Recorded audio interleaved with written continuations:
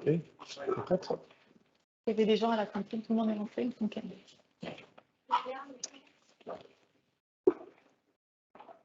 So welcome everybody back to the EEA seminar. We are in half time, so now we are going to see how EEA law is enforced and interpreted, and then we go into several topics within the EFTA Secretariat in the later afternoon. But we will start with what we call a duo here, the EFTA Surveillance Authority and the EFTA Court. And they will take questions together afterwards, but please note already your questions while we have the first presentation. And that's from what we call ESA, the EFTA Surveillance Authority, how EEA law is enforced. And we have Melpo Josephides, she's the Director of the Legal and Executive Affairs at ESA. So, Melpo, the floor is yours.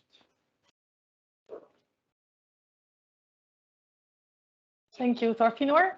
I'm very happy to be here with you today. I hope everyone can hear me in the room and at home behind your screens or in the office. I'm very happy to be here with you today in the EFTA House. It's the house of the EEA Agreement, and it brings all the organizations of the EFTA family together under one roof, except, of course, the EFTA Court, which has to keep its distances from the political things going on in Brussels, and they are in Luxembourg. So you'll be hearing Olafur on that. So my name is Melpo Josephides, and I'm the Director of the Legal and Executive Affairs Department at ESA. You will have gathered that we're not the European Space Agency, so I don't promise to take you to the moon and back today. But I do promise that when we go through this presentation, you will recognize the reflection of the stars of the European flag. And that's because ESA resembles the European Commission. And yeah, we basically do the same job as the European Commission in the EFTA Pillar. So this morning you heard about how EEA law is incorporated, how it becomes part of the EEA Agreement. And this afternoon we're talking about implementation. So how the agreement is enforced. I will speak about the role of ESA, and Olafur will be speaking to you about the role of the EFTA Court. Very quickly, what is the EEA Agreement about? The core of the EEA Agreement is this extension of the internal market to the 3 EEA EFTA states, which brings the benefits like the 4 freedoms, persons, goods, services, and capital, and also fair competition and environmental, worker, and consumer protection to citizens and businesses all over Europe. So in the EFTA Pillar, the mandate of ESA, our responsibility, our task, is to ensure that there is compliance in these 3 states with EEA law. So for the lawyers in the room or those who are interested in the architecture of the institutions, you will see that the role of ESA and the EFTA Court, by the way, is rooted in the EEA Agreement, which is an agreement which brings together both the EFTA side and the EU side in one single international agreement. But the precise mandate and the procedures we follow, all of that is found in the Surveillance and Court Agreement, which is an agreement which is only decided by the 3 EEA EFTA states. So the existence of ESA is due to an agreement with the EU, but how we function is to be found in an agreement between the 3 EEA EFTA states. This slide you will have seen many times before and also this morning, but I still want to show it because I think it's very telling also in terms of this 2-pillar structure and the role of where ESA sits. As you see, the EFTA Court sits opposite the Court of Justice of the European Union, so that's the reflection there, the EFTA Pillar on one side and the EU institutions on the other side, and ESA sits opposite the European Commission, as I was telling you before.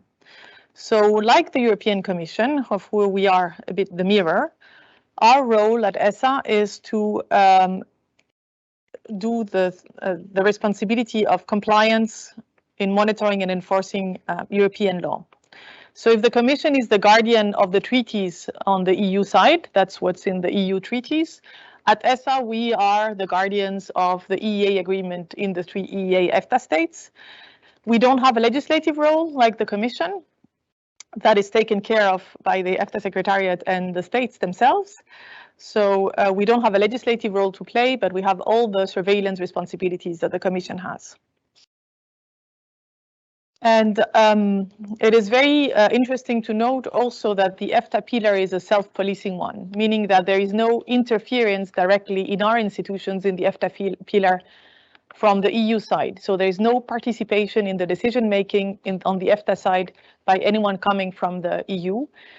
And the fact that the EFTA pillar is self-policing, that it relies on ESA and the EFTA Court to make sure that EEA law is applied, means that we have a special responsibility to have these rules enforced in the EEA EFTA states, and that responsibility goes back to the credibility of the EEA agreements.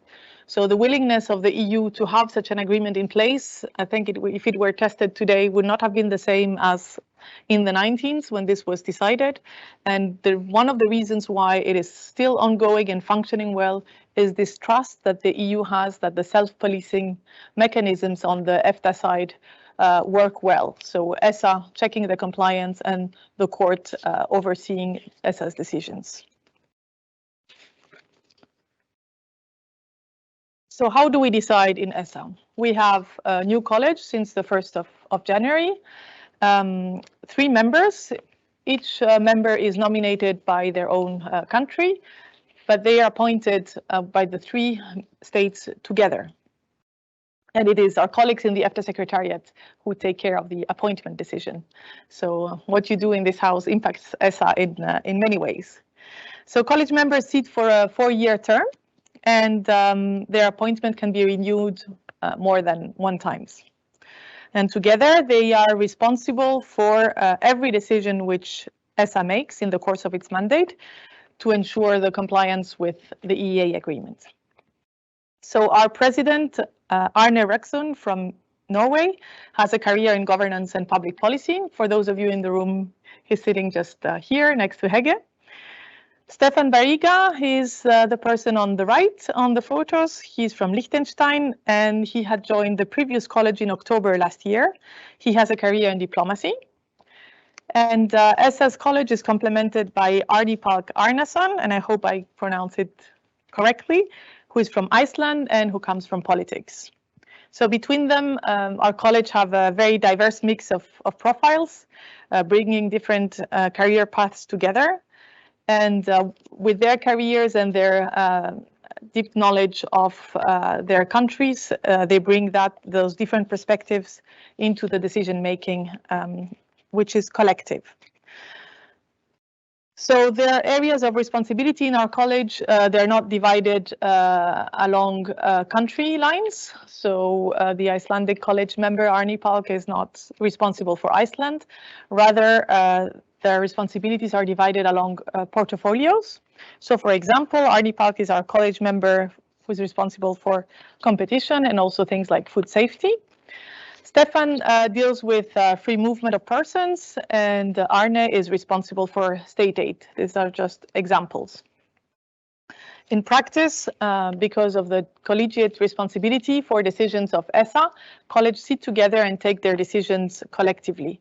That's called collegiality, and it's written in our rules of procedure, and it's a very important principle to ensure that ESA is a strong institution that makes good decisions.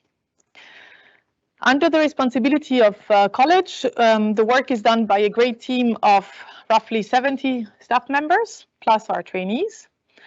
And if you compare that to the 32,000 commission staff members, you'll see the difference. Of course, the difference is justified by the fact that we don't have a legislative role, but still I find the numbers quite striking. About half of the staff are from the EEA EFTA states, and we have at the moment, I think, 20 nationalities represented. So we're not a big organization, we're not a large organization, but our mandate is pretty big. we're an institution that takes care of its staff. There is a very high level of satisfaction among our staff members. And I can say that since I joined ESA in July last year, I feel it in every decision that we're making, that there is, we have an organization that cares for its staff, for its well-being, and gets the best out of the professionals who are around. Many of the staff members left their countries and moved with their families or alone to be here, and COVID has not been easy. But along the way, there has always been this connection among people, whether in the office or remotely, to make sure that everyone feels well and has, if not a family, at least a support system here in Brussels. And I think that's very important. Because that's the conditions for which people can give their best. ESA is also an institution that values diversity, and we are very proud of the percentage of women in management. We have 4 different departments, 2 directorates, which, like the Commission DGs, are responsible for conducting case handling and investigating possible infringements, preparing decisions for college. And we have my department, the Legal and Executive Affairs Department, which acts as the legal service on the one hand, so advising on future college decisions, preparing them, checking that they're legally sound, and also conducting litigation, which I will be talking about later on. Apart from that, we also provide executive support to college, a bit like the Secretariat General of the Commission. And this part of the department houses the communications team, the registry, and the data protection officer. Because at ESA, we apply the data protection rules in the same way as the EU, and we are under the supervision of the European Data Protection Supervisor. So the 2 directorates and the Legal and Executive Affairs Department, we are responsible for ensuring that ESA carries out its activities in monitoring the states and ensuring that they comply with their obligations. So what are the obligations of the states that we check compliance of? Well, first is to have the law. You've heard how EU laws become part of the EEA Agreement. Once that is done, then the states need to incorporate it into national legislation. So the first thing that our colleagues in the Internal Market Directorate do is check that that legislation at the national level has been passed. Then the second obligation is, of course, to have the right law. That means that the national legislation has to correctly implement the EEA legislation that became part of the EEA agreement. And that's, of course, a more delicate exercise to do, and it is impossible on an everyday basis to control every single line of all the national legislation implementing that. The other part of the EEA EFTA states obligations is actually what is closer to people, and it's making sure that the law is applied correctly in practice so that people and businesses can actually enforce their rights because the administration applies the laws as they should.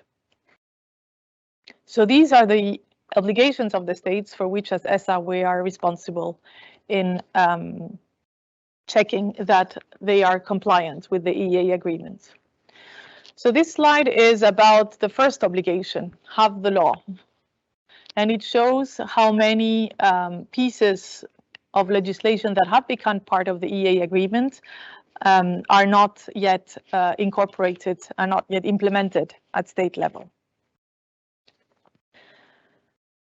One figure to remember or to take away from this is that the average transposition deficit for directives increased from 0.8% to 0.9% since the December 2020 scoreboard. And now all 3 member states actually have at least one directive which has been outstanding for more than 2 years. So this deficit is actually very telling about the amount of work that we do at ESA, because as long as the laws have not been incorporated nationally, and I'm thinking especially about Norway and Iceland, because Liechtenstein is a bit of in an easier position. They only have to implement directives. Regulations apply automatically, and they don't need to take any legislation nationally because of how their constitution is drafted as a monist system.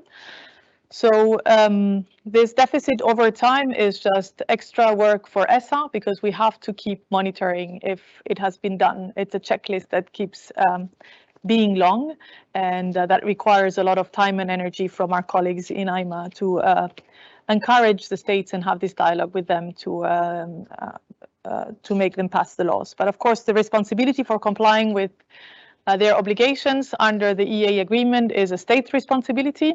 Our responsibility is to check that they do it, but it is ultimately the responsibility of the states to actually pass the legislation. So what tools do we have as ESA to bring compliance, to make sure that EEA law becomes a reality for people on the ground and that the right laws are in place? The first thing we do, of course, is monitor, as I said, first looking at the situation in the country, looking at the legislation. Sometimes we get information about dysfunctionings from reading the press, the national press. But we monitor the situation in a systematic way for incorporation. The other thing we do is investigate. When there is a suspicion that something is going wrong, that the law has not been incorporated properly, or that it is not applied correctly, then we can open a case and look into the matter. And when doing that, we don't only speak to the state authorities, to the ministries who are responsible for that part of the legislation. They are, of course, our natural counterparts, and we do that. But we're also very open and listen to what individual complainants or companies have to say, or organized groups.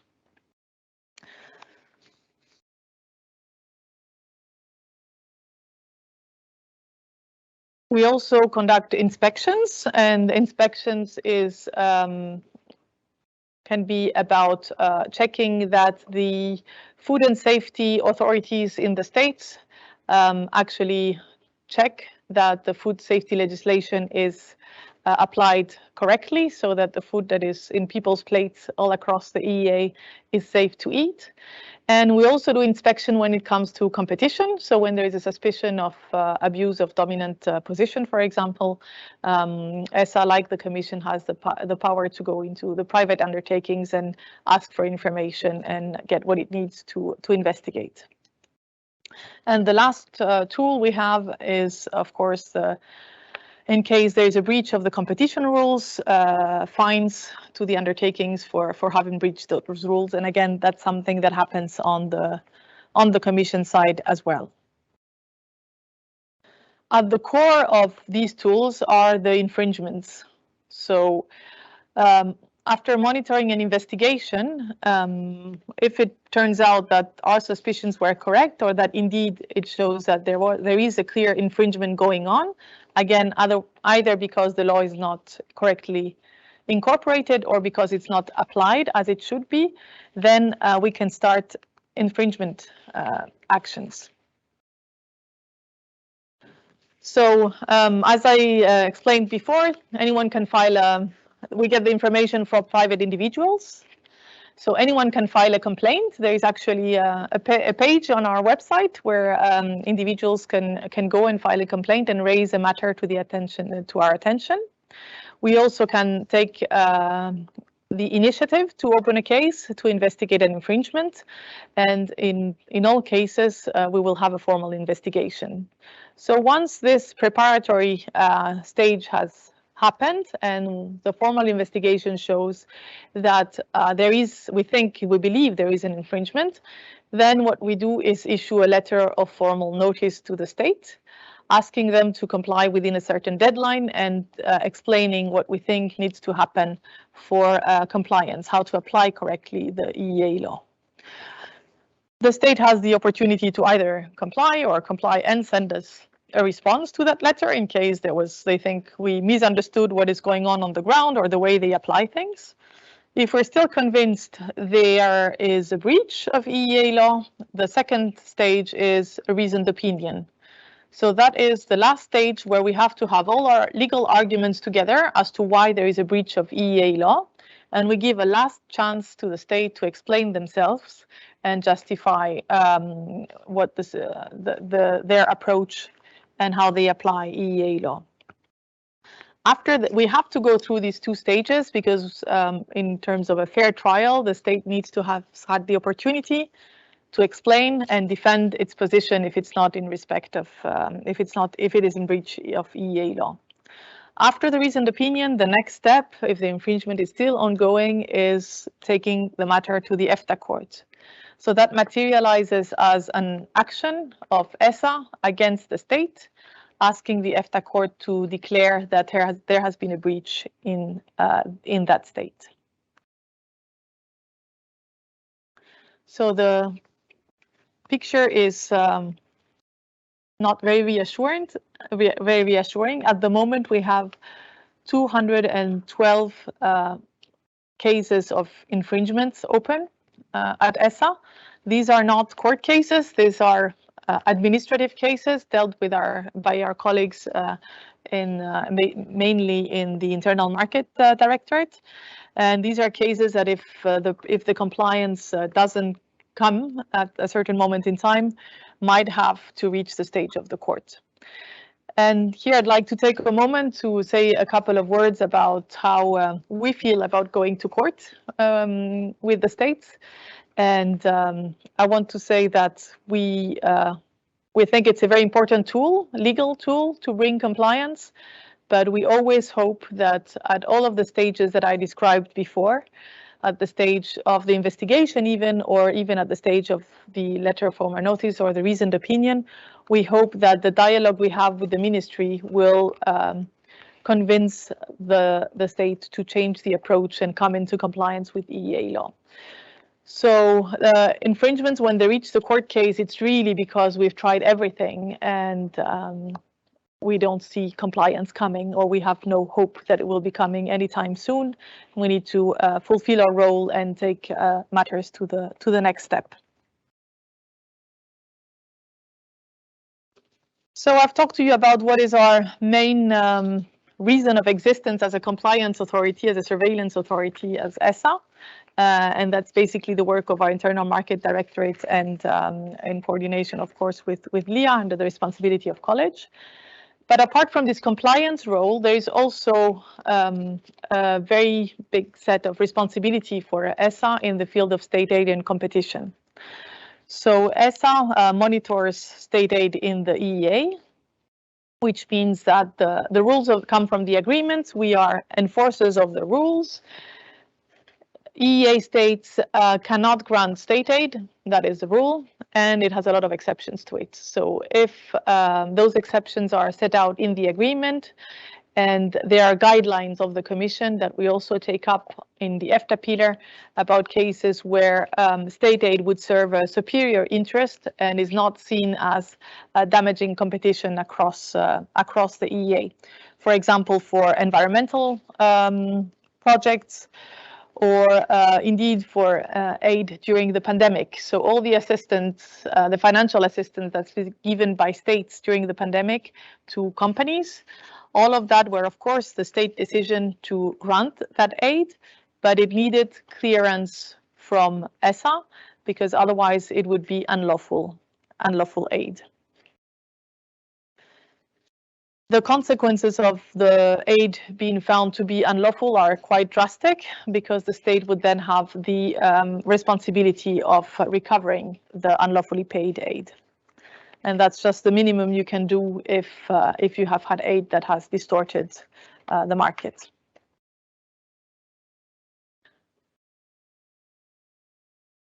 So on the competition side of things, so whether companies respect the level playing field and play by the rules and don't have agreements between themselves that damage competition between undertakings. All of that is also responsibility of ESA within the 3 EEA states. So we have our own way of dealing with this, and these rules mirror completely again the EU side. I just want to say that lately the main source of work in the competition field has been cases of abuse of dominant position more than cartels and agreements between undertakings, and the most known case is the fine that ESA has issued to Telenor for its pricing strategy, which had the effect of capturing an emergent market in the Norwegian telecom sector. This case is now before the EFTA Court, and we await the decision of the EFTA Court, and I expect Olafur not to want to comment on it.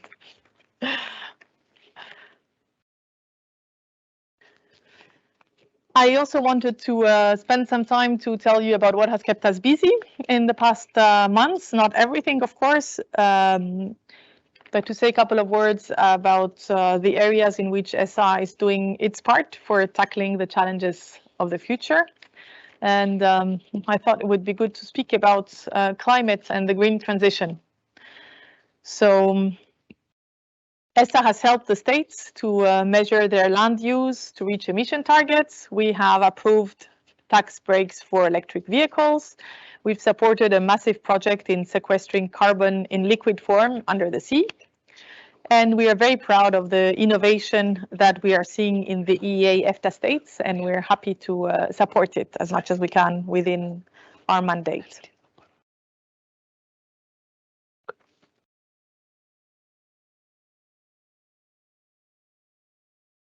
So before I start to wrap up, a word about the last piece of the enforcement puzzle and how ESA is present at the court. As I said before, our aim as ESA is to, whenever possible, try to ensure that the EEA EFTA states comply with EEA law obligations without the need to reach the level of the court case. But on occasion, ESA does go to court with that direct action against the EFTA state. And in that case, it's my department, the Legal and Executive Affairs, who handles the litigation.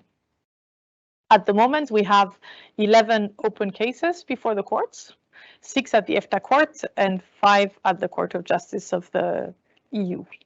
Most of it are cases of advisory opinions and preliminary ruling references, of which Olafur will be telling you a bit more.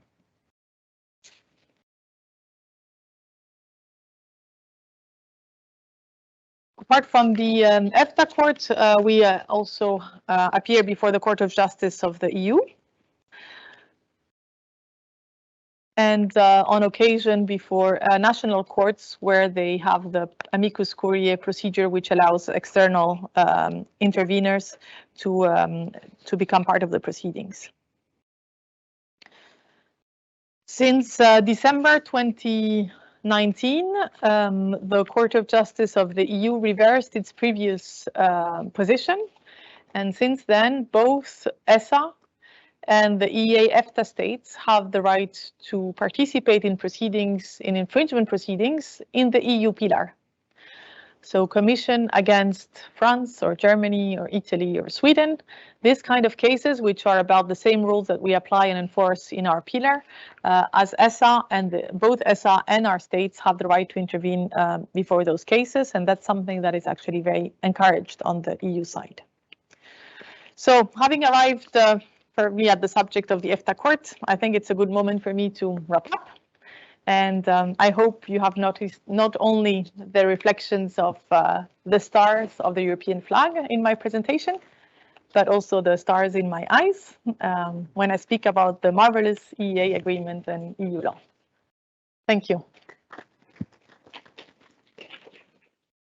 So, as I said earlier, yes, we will have a certain network we could stick around for the question part, because in our experience, quite often similar questions to ESA and the court. So, speaking of the court, here we have the registrar of the EFTA Court, Mr. Einarsson.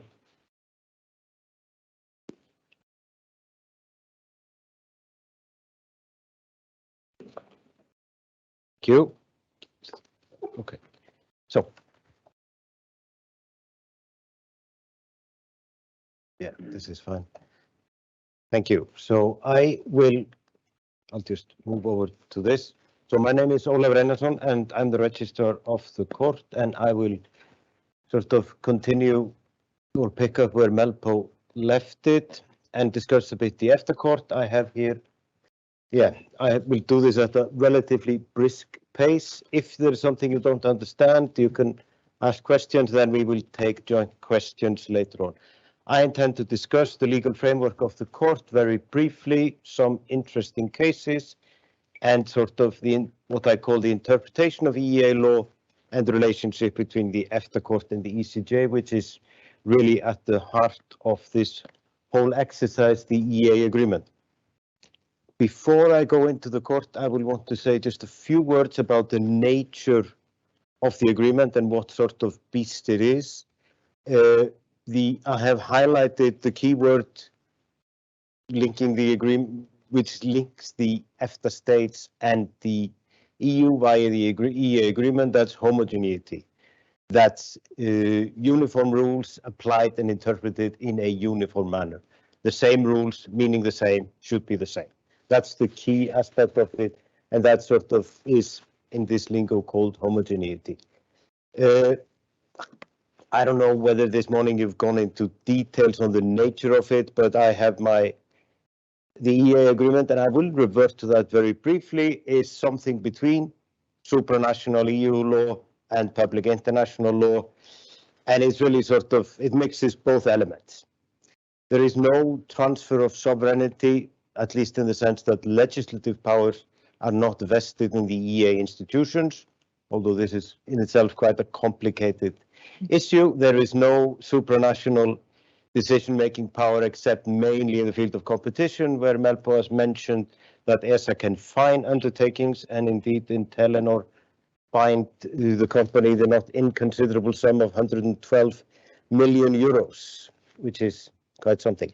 Then final point on this intro is that the constitutional principles of direct effect and supremacy are not found to the same extent in EEA law as in EU law. This sort of is important for context. Then the EFTA Court is, again, we both refer to Article 108 of the EEA Agreement, which is the agreement which places the obligation on the EFTA states to establish a Court of Justice and a Surveillance Authority, which they discharged in the so-called Surveillance and Court Agreement, the SCA. And there I quote on this slide, Article 27, which states that the EFTA Court is hereby established. The EFTA Court was not originally a part of this institutional setup. There was supposed to be an EEA Court and even an EEA Court of First Instance, composed of judges from the Court of Justice and judges from the EFTA states. And everything was signed, sealed and delivered. And on the 14th of December 1991, the Court of Justice said no, that this doesn't work. So there was a very frantic month of December and January 1991-1992, which resulted in the establishment of the EFTA Court. And this opinion 191 is a very interesting story, but given that I have about 20 minutes, I will resist the temptation to discuss that. Then also part of the SCA agreement is the statute of the court, which is sort of the framework, and then the court itself sets rules of procedure, and they recently underwent the first wholesale revision since 1994, and they have been adjusted to mirror the rules of the Court of Justice and to some extent the General Court of the EU, because the EFTA Court is more or less acting as the Court of Justice in the advisory opinion, but in the direct action for annulment, and I will explain this a little bit later, it sits as an administrative court more or less like the General Court. A final point on this is the jurisdiction of the EFTA Court. It is to rule on the interpretation, and I emphasize the word interpretation of the EEA agreement. And when I say the EEA agreement, that's the main part of the agreement and all the acts referred to in the annexes and the protocols. So which loosely could be called secondary legislation. If you think ESA is small, the EFTA Court is smaller still. It is about 20 people, and it's the same method as with the ESA College, that each EFTA state nominates one judge.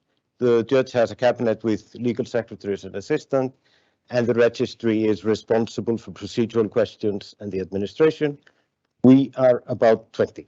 The EFTA Court is, I think, the only international court sitting in a state which is not a contracting party to the convention establishing the court, but the court is in Luxembourg, and the reason it is in Luxembourg is, of course, that the Court of Justice is in Luxembourg. Interestingly, the court started its life in Geneva because Switzerland was supposed to be a member of the EEA. The Swiss said no in a referendum in 1992, and then the court was moved to Luxembourg and came there in the summer of 1996. Interestingly, parts of ESA were also in Geneva in the beginning, so it must have been quite complicated. The EFTA Court has a very simple and straightforward language regime. The working language is English, so pleadings are submitted in English, judgments are drafted in English, and more or less everything takes place in English. That's nice and simple. The court doesn't have any translators or interpreters working. All that is farmed out. There is the only deviation from this principle of English as a working language is in the advisory opinion. The main parties, or the parties in the case pending for the National Court, they may both submit written and oral observation in the language of the court. So if it's a reference from the Norwegian Supreme Court, the parties to that case, they can submit in Norwegian, both in writing and orally, but anyone else is obliged to speak English. I think this is a good rule. It makes sense and is very efficient. And in fact, it's quite rare that we get something that is not in English. We tried to be reasonably swift. I have here 8 to 12 months. And as you will see, that depends on whether this is a direct action or an advisory opinion. And of course, in particular in the advisory opinion, where the National Court has stayed the proceedings, it matters to be swift. So we try at all costs not to exceed 1 year, and that thankfully rarely happens. And sometimes if things go really smoothly, it can be done in around 6 months, but that doesn't always work. Then we come to the type of cases. And this slide looks a little bit daunting with all these numbers and abbreviation, but it isn't that complicated. In essence, these are 2 types of cases. Cases ESA brings in the field of internal market and challenges against ESA's decisions in the field of state aid. There are some minor nuances, but that's essentially it. The EFTA Court, if someone spots their Article 32 of the SCA, there is the possibility that another EFTA state sues in front of the court one of the other 2, or both other 2. I suppose that's theoretically possible. This has never happened, and even if the EEA agreement lives to be 50, I'm willing to take a bet that it will never happen. This hadn't happened for decades at the Court of Justice, but recently there have been a few cases, even a very high-profile one where the Czech Republic brought Poland before the Court of Justice because Poland had failed to close a mine which broke, I think, all conceivable environmental norms. And that led to, I think, first that the Avenue John F. Kennedy in Luxembourg was closed due to protest because of the actions or inactions of the Court of Justice, which, at the EFTA Court, we are spared such events. So the infringement actions, I'll just, what I have here is Article 31. That is the SCA, Surveillance Court Agreement. That is the legal basis of the infringement action, which you saw a slide, starting with a letter of formal notice, or the formal procedure starts with a letter of formal notice, then the reasoned opinion, and then finally the referral to the court. This, even if this is in an instrument only by the EFTA states, this is modeled on EU law and the provision of the treaty, and it's by and large identical. There is an important difference that, unlike EU law, where states can be subject to penalty payments, both for failure to implement directives and compliance with the judgments of the Court of Justice, this possibility does not exist as a matter of EEA law.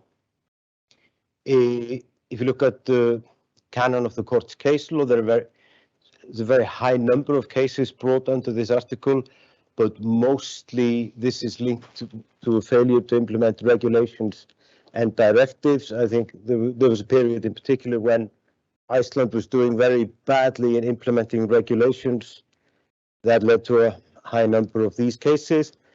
And if I read the numbers on the slides shown to you previously correctly, 212 infringement cases, I would guess about 60% of them are Iceland not implementing regulations, and similar tendencies can at a certain point in time be seen in the court statistics.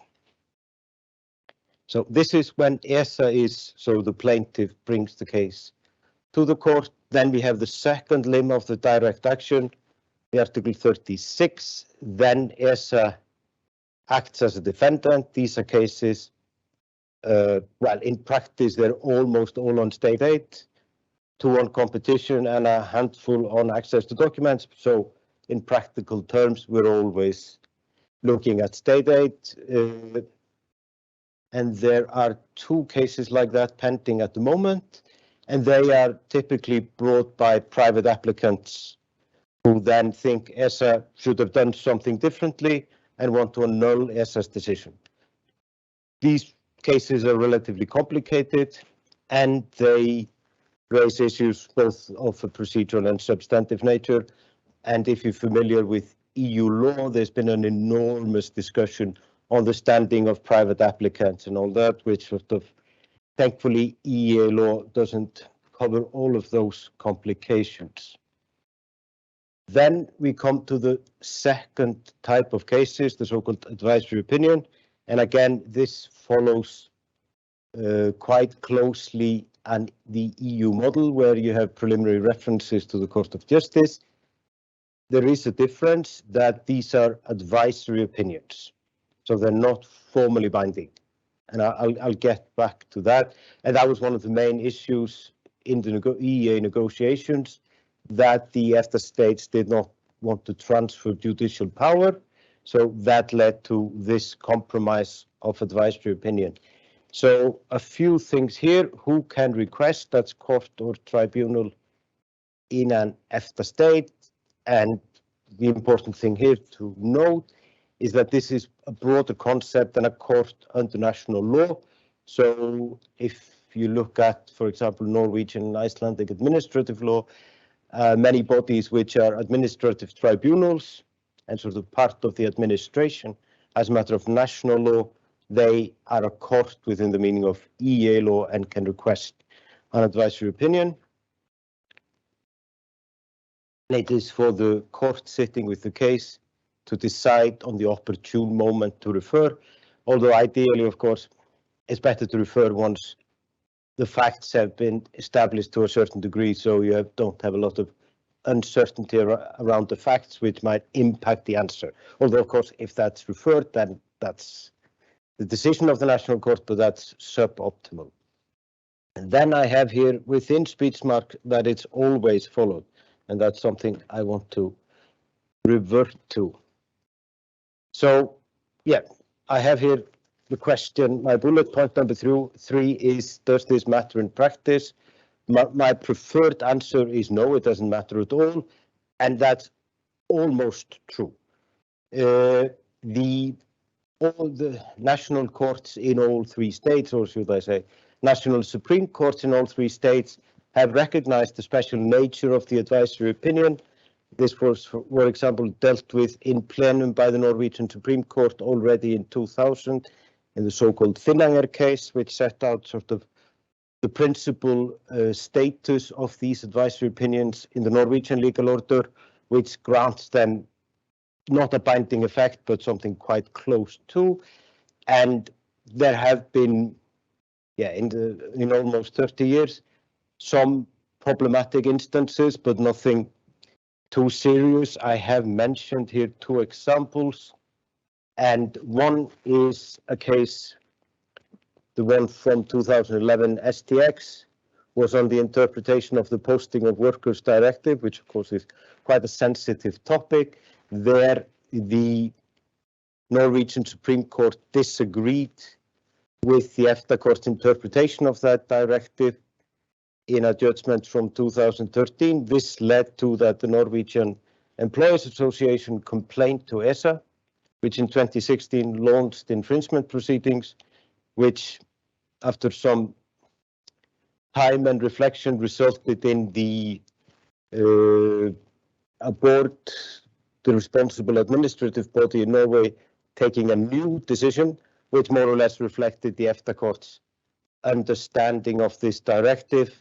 ESA closed the case, so no problem. But this was, of course, quite a long-standing saga, but I think it is really it's a very exceptional case.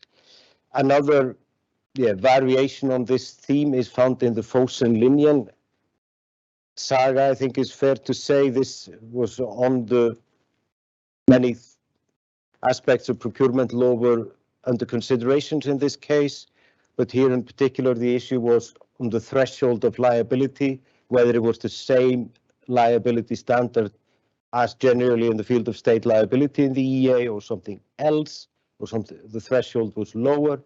The EFTA Court in its case, Fosen-Linjen 1, said it's lower. The Court of Appeal in Norway said, we're not convinced, we think this is an incorrect interpretation of the relevant case law, and we read the Finnanger judgment we read this as the conditions the Supreme Court has set in Finnanger for deviating from the EFTA Court being fulfilled, so they deviated. This was then brought to the Norwegian Supreme Court, who asked the EFTA Court again, and then the EFTA Court clarified its answer, which then the Supreme Court followed. So this, had a happy ending, I think is fair to say. And here it's worthwhile that the Norwegian Supreme Court wasn't breaking any new ground by this second reference. This is a known tactic by Supreme Courts in the EU when they are dealing with something where, to put it diplomatically, they are not necessarily convinced that the Court of Justice did the right thing. They do ask again. This is cooperation of sorts, but at least it ended well.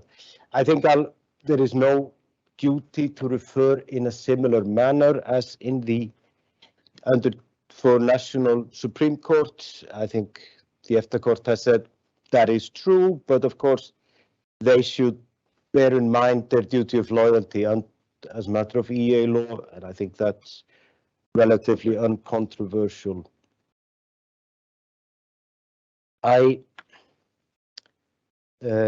If you remember my first slide, I quoted Sveinbjörnsdóttir, and that establishes state liability. I've taken this quote because it captures a few things. It says that the EEA agreement is an international treaty sui generis, and so we have here quite a few important points. It's not a customs union, but more than a free trade area. It's not public international law, but it's not EU law. But yeah, what is it?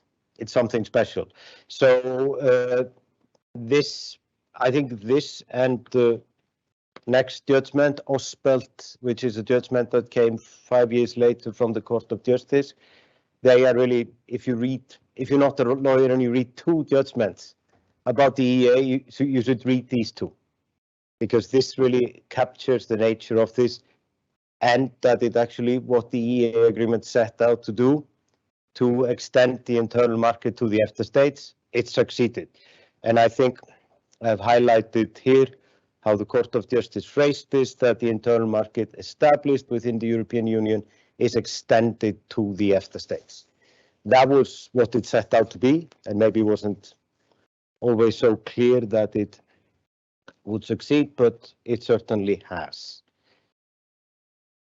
Then I put here a much more recent case, the so-called NAV1. At least those who are Norwegians are in the room or was the stream, and I see from the laughter they know these NAV cases, which was, misapplication of EEA law in the field of social security. I use the word misapplication because I think it's polite, but you could use a stronger term if you prefer. Essentially, this was all about export of benefits in pending short stays in another EEA states. And the Norwegian administration had said, if you move, okay, you don't necessarily lose the benefit, but if you just stay some weeks somewhere else, you lose the benefit. This, thousands of cases and several criminal convictions, even a few by the Supreme Court, and of course many claims for repayment. This came to light now 2.5 years ago in the autumn of 2019, and that led to a reopening of many cases and a complete re-examination. And the Supreme Court referred 16 questions to the EFTA Court, and that I think is the record for an advisory opinion. And I could easily discuss this at length, but I just picked the main points of this so-called first NAV is that this work assessment allowance, which is called arbeidsavklaringspenger in Norwegian, is a sickness benefit, and from that qualification it means that it is in principle freely exportable, and under the new social security regulation 883/2004, which came into force in the EEA in mid-2012, the Norwegian practice or rules were in breach of the export rule on these benefits, and previously it was a unjustified restriction on the freedom to provide services, as there was not an export provision explicitly in the regulation. I see I've put slightly too much text there because I wanted just to highlight the complexity of social security law and how difficult it is perhaps sometimes to navigate, because this is the conclusion for sickness benefit. But when it comes to unemployment benefits, where the social security regulation is not a coordination instrument, but a harmonizing instrument, there these restrictions were found by the court to be in line with the social security regulation, because the exportability of unemployment benefits is very tightly prescribed by the social security regulation. Then, again, I come to my favorite word in this context, homogeneity. And the EEA agreement, or both the EEA agreement and the Surveillance and Court agreement, place a very clear obligation on the court how to interpret EEA law, and that is to be done in conformity with the case law of the Court of Justice. And the EFTA Court has established what I call here a rebuttable presumption that it is interpreted in line with or in the same manner as corresponding provisions in EU law. Again, means the same. That's the key. The court has accepted that, given that the EEA agreement is a different beast, there are differences in scope and purposes. In very, very specific circumstances, it has been interpreted differently, but the one who maintains that argument needs to convince the court of that, and that is quite a high threshold. I have here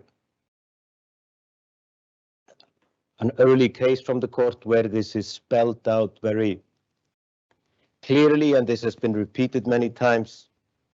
This was about residence requirements for board members in Liechtenstein. It was quite similar to a case, an Austrian case, which had been dealt with by the Court of Justice.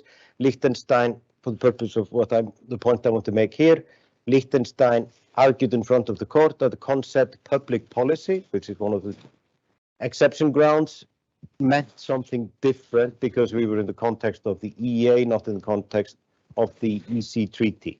And the court here said, no way, it means the same, it is the same.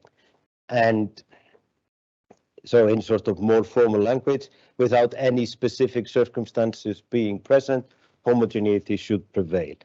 This has many, many times been endorsed by the Court of Justice, and I just picked here at random a tax case called Keller Holding, and it says identical in substance, interpreted uniformly. So this, but I think cannot be sufficiently stressed that this is really the key thing. And this was maybe not obvious from the outset, that there is, to a very, very limited extent, any specific EEA interpretation. Of course it exists, I will show you that. Then there's a complicated situation for the EFTA Court, how to deal with if there is a divergence between the case law of the EFTA Court and the Court of Justice. And this came to head in the so-called L'Oréal case, where the EFTA Court had, in the late 90s, said that under the Trademark Directive, there is a so-called international exhaustion of trademarks, as opposed to an EEA-wide exhaustion of trademarks. So in 1998, the EFTA Court opted for this solution. The ECJ was faced with the same question and said, no, there is an EEA-wide exhaustion. So a few years later, a rather perplexed judge in the Oslo Tingret asked the EFTA Court, how do I resolve this? Basically, you say A and the Court of Justice says B, and the EFTA Court essentially said, if the Court of Justice has said B, we will follow and say B unless there are something EEA specific circumstances which would justify the divergence. So effectively, the EFTA Court said homogeneity is the leitmotif, and the fact that we have said something first doesn't change anything. The assessment is always, is there something in the EEA itself which justifies that we maintain a different interpretation. And I have here that indeed the EFTA Court has also dealt with sort of the other side of the coin, as it was faced with in L'Oréal, and in the Campbell case from 2019, the EFTA Court was faced with the question, should it align itself with the case law of the Court of Justice when it comes to interpretation of the Citizenship Directive, or more precisely whether an article of the Citizenship Directive gave EEA citizens rights both vis-a-vis their home state, so their country of origin, and their host state. The Court of Justice had made it very clear that this provision did, as a matter of EU law, not grant any rights vis-a-vis the home state. The EFTA Court disagreed and said that its previous case law is based on the legal context of the EEA Agreement, and said that that's different, and then essentially that even if the Court of Justice had held to its previous interpretation, that was of no importance in this particular instance because it deliberately departed from the Court of Justice. To wrap up, I want to just mention that the EFTA Court is frequently cited by the EU courts, then I mean both the Court of Justice and the General Court, but in particular the Advocate General. They, of course, they write, their style is different. It's more, explores the issues in more detail, so it allows for, exploring other avenues. And the Advocate General Trestenjak, in an opinion from now almost 10 years old, called this unique judicial dialogue. And this, I think that case also serves to illustrate this rather well. The EFTA Court had, prior to any case law on that existing by the Court of Justice, recognized that damages under the terms of the motor vehicle directives also covered or also obliged the state to provide for non-pecuniary damages. So Madame Nguyen, she had lost her husband and child in a traffic accident, and the EFTA Court said that it was Norwegian law should, to be correctly applied under the terms of this directive, also provide for the possibility of receiving non-pecuniary damages. And what's the time, Thorfinnur? Okay, then I'll just leave this slide with you. So thank you, and then we can take questions. Let's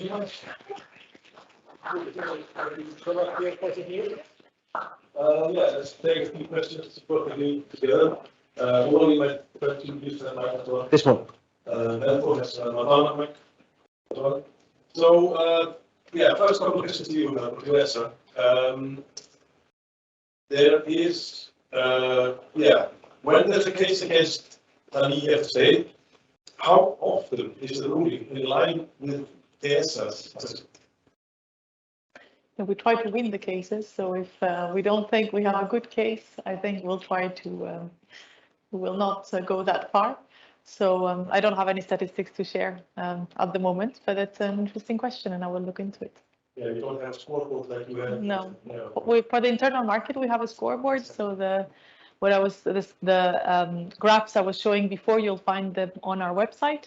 And it's a biannual exercise like the European Commission does as well. All of that is on the website. Yeah, yes. If I may add, I think if we discount the cases only on non-transposition, I think ESA would have won sort of 3/4 of its cases in front of the court. Roughly speaking, I haven't looked it up recently, but I think that's a reasonably accurate estimate. All right, that's a good one. Another one to ESA, why does ESA have so many infringement cases with Iceland relative to the other states? I think you answered that in your presentation.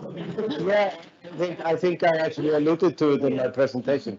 I think it's the failure to incorporate regulations. Yeah, that explains that's just a big a guess, part of the infringement cases that I can say. Yeah. Okay, I'll simple as that.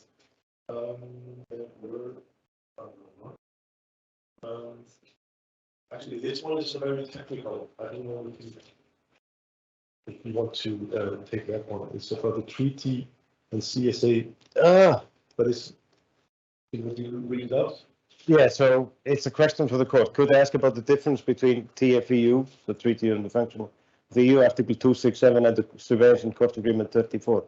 The binding nature of ruling opinion, validity of union acts. And is the EFTA Court ever cooperating with the Court of Justice or giving an opinion on matters also dealt with by the Court of Justice? I think I'm not going to say anything about that, as you might, but on the, I was, or at least I thought I had tried to explain the difference in a nutshell between 34 of the SCA and 267 of the TFU. Yes, there's a difference in that the advisory opinions are not formally binding, although I think it's pretty close. And also I mentioned that only in passing at the beginning, and I deliberately didn't go into the details on that. The EFTA Court does not have jurisdiction to rule on the validity of EEA acts. So, for example, like a case like the Court of Justice was dealing with in full court yesterday on the legality of the conditionality mechanism, those cases simply do not exist within the EFTA pillar. And that makes perfect sense because of the difference of the EFTA pillar compared to the EU pillar. What is incorporated into the EEA agreement, even though it is secondary legislation, becomes at the same level as the agreement itself. So there is no court to rule in the EFTA pillar on invalidating things that the states have decided should be the law in the EFTA pillar. Another question about not implementing this question about whether or in which policy areas are the EEA states worse, like to implement timely and correctly the law that we can be confident. I think in the areas where there is a big corpus of acts incorporated at the same time, that creates some stress and tension with the national administrations that need to take in and transpose a lot of legislation. So we see very regularly that when it is big waves of legislation, we've seen it in financial services, to take one example, it takes some time to come in line, but it's a question of time, not of political will, which is very reassuring. Yeah, no, I think that's, and then of course the fields where there's a lot of EEA law, transport, food safety, and the usual suspects. Exactly. Any questions from the audience before we wrap up this session? Yes. Nice. 2 questions. Hello, my name is Diana. I'm from Norway House. For your presentation, very interesting. I have a question. You talked about the infringements. During the infringements with another state, do you experience when you require that another state to follow the EEA law? Do you experience that the member states in your requirements to be binding, or you often go to the EFTA Court? That's a very good question. I think it links up very well also with what you said, Olafur, about whether it matters that the advisory opinions are non-binding. I think what we see is a clear political will to be the good students and to do things properly. But there are difficulties that are internal because it's too many laws at the same time, or because things have been happening in a certain way for decades in that state, and changing that to a new model of a new legislation coming in creates difficulties. And there can also be differences in the interpretation. Sometimes we can read the same provision in different ways because it was not very clear from the beginning. But I have never experienced or never heard that the argument was about, well, we don't have to do it. There is a clear basic understanding that to have a well-functioning EEA agreement, every intervener in the process, the states, us, need to do as much as we can to do our parts. And that's why we engage in the dialogue. And it happens in good faith, I can assure you. Thank you. Maybe one more question. Thank you so much. My name is Ingvild. I'm from the University of Bergen. I also have a question for ESA regarding infringement cases. I was wondering about at which stage do you usually see the cases being solved leading up to courts? If it's in the earlier stages, or if you see that most cases go as far as to the courts? Thank you. Now, statistically, very few cases reach the court stage because they will have been resolved before. At the stage of a letter of formal notice, so the formal part of the procedure, but it's still before the court, at that stage, things get serious. And if there was not so much active engagement from the states beforehand, then it becomes really, there's much more engagement at that stage sometimes. And we know that, and we use that with sparsity. Sometimes the departments really want to have that change, but they don't get the financing for it from the budget. So us issuing a letter of formal notice, making clear that there is an obligation to do something about that, actually sometimes helps internally the departments that actually need to implement it to get the funding they need to do that. So sometimes it is at that stage, but even at the investigation stage, when it's about individual cases, a lot of the individual complaints are resolved before we reach any stage of letter of formal notice. So I would say for systemic cases, a lot happens also before the formal stage. But when it's about very big issues, it's usually at the stage of the LFN and the reasoned opinion that they get systemically resolved. Thank you. Anything more from you? No. Okay, we are a few minutes past the time limit, so if any of you need to ask any more questions, just do it answers. But I think we covered most of the questions, and if any in the chat didn't get a reply, just send me a question by email or something. We will always reply to. So thank you very much. Thank you. Okay. Thank you.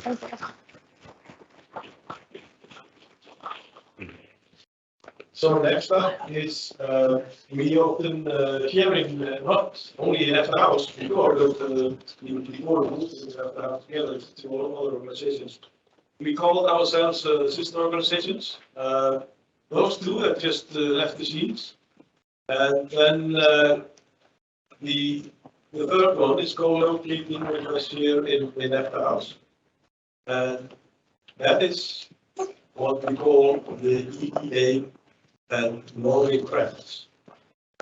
And those are alive because of the EEA Agreement. And we have here Eva Honiglo, my colleague, at what we call financial mechanism office. This mic is good for the screen. It's good if you can talk to this one.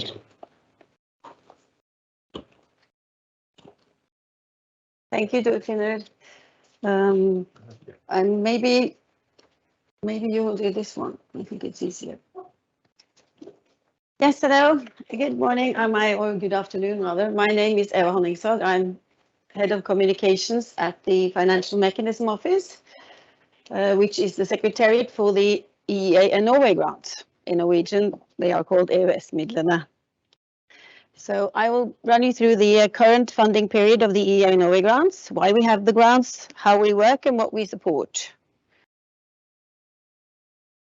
So the EEA Norway Grants are Iceland, Liechtenstein and Norway's contribution to reducing economic and social disparities in the European Economic Area, the EEA. This is based on the EEA Agreement. The objective is repeated as one of the two overall objectives of the grants in the protocol for this funding period, which was agreed between EU and the donors in 2016. The other overall objectives is to strengthen bilateral relations with the beneficiary states. This second overall objective was first included in the protocol for the previous funding period. So the two objectives, Iceland, Liechtenstein and Norway shall contribute to the reduction of economic and social disparities in the EEA and to the strengthening of their relations with the beneficiary states. So the reason why we, the grants, including the FMO, exist is to help bring about more equality and more cooperation. At the end of the day, about people and better lives. And these two overall objectives are repeated in the grants regulations and the Blue Book, which is the strategy document. All programs have to contribute to both overall objectives, and the programs are implemented through projects, and about 40% of the projects have donor project partners.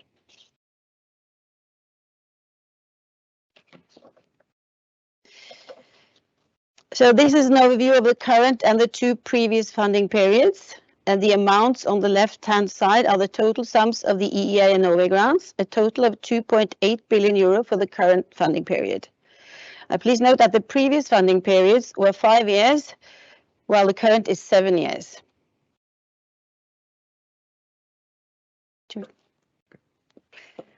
Please also note that the years don't quite correspond to real life. For the current funding period, negotiations between the donors and the EU were concluded in May 2016. So the project can run until the end of April 2024 and bilateral initiatives until the end of April 25, even if it says the current funding period is 2014 to 21. So donor states agreement with EU is making 2.8 billion euros available in the two mechanisms. So how is this set up? The work we do is all based on a broad and deep cooperation with the beneficiary states. They have the main responsibility for developing and implementing programs. We guide, help, direct, push, train, monitor, sanction. The blue boxes are stakeholders on the donor side, and the grey boxes are on the beneficiary state side.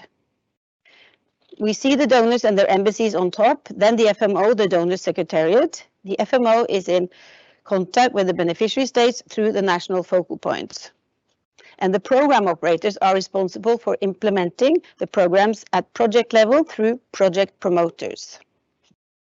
And the blue boxes on the right-hand side show that there can be donor partners both at program and project level. 3 international partner organizations are also involved as experts at program level. These are the OECD, EU's Fundamental Rights Agency, and the Council of Europe. The directly contracted programs and funds shown on the left-hand side are operated by the FMO, including all the active citizens funds, which are the grants support to civil society. For those programs, the FMO has contracted fund operators to implement the programs. These fund operators are independent from the beneficiary countries' governments.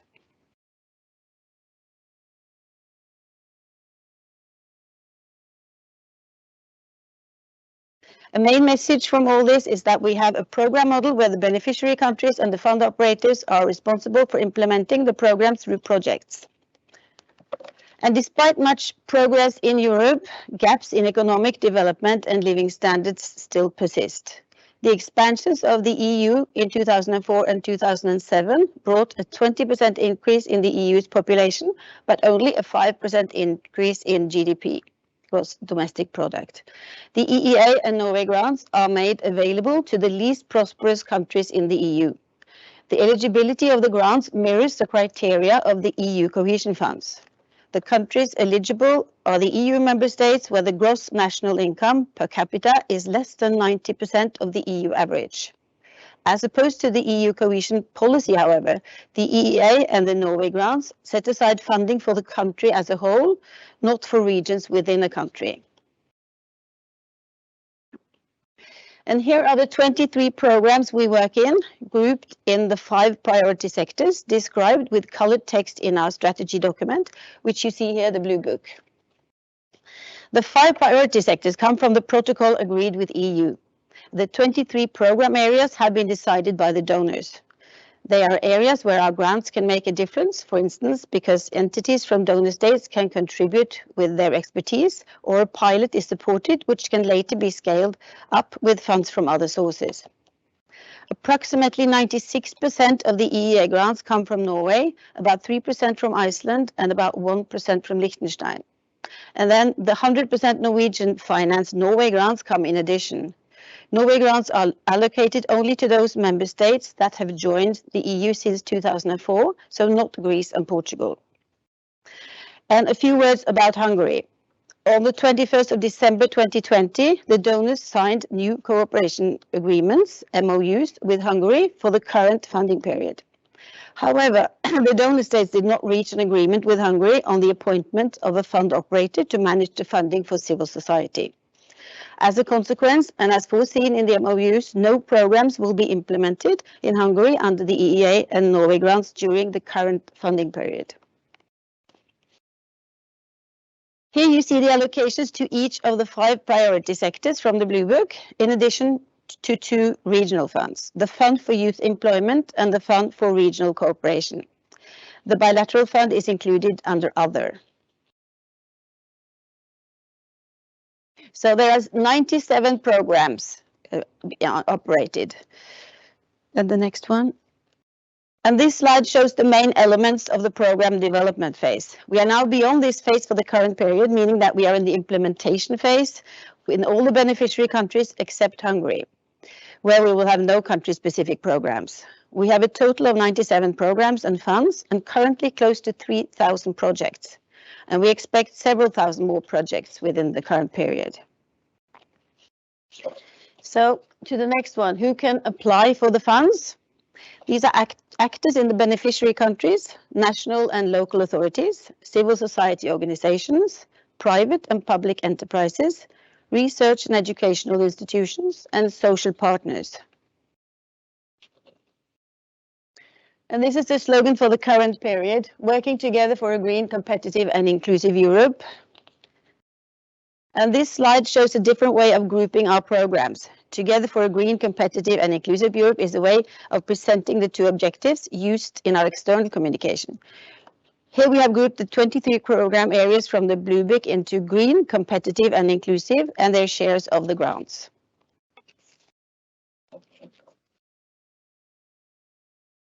Go on to the next one.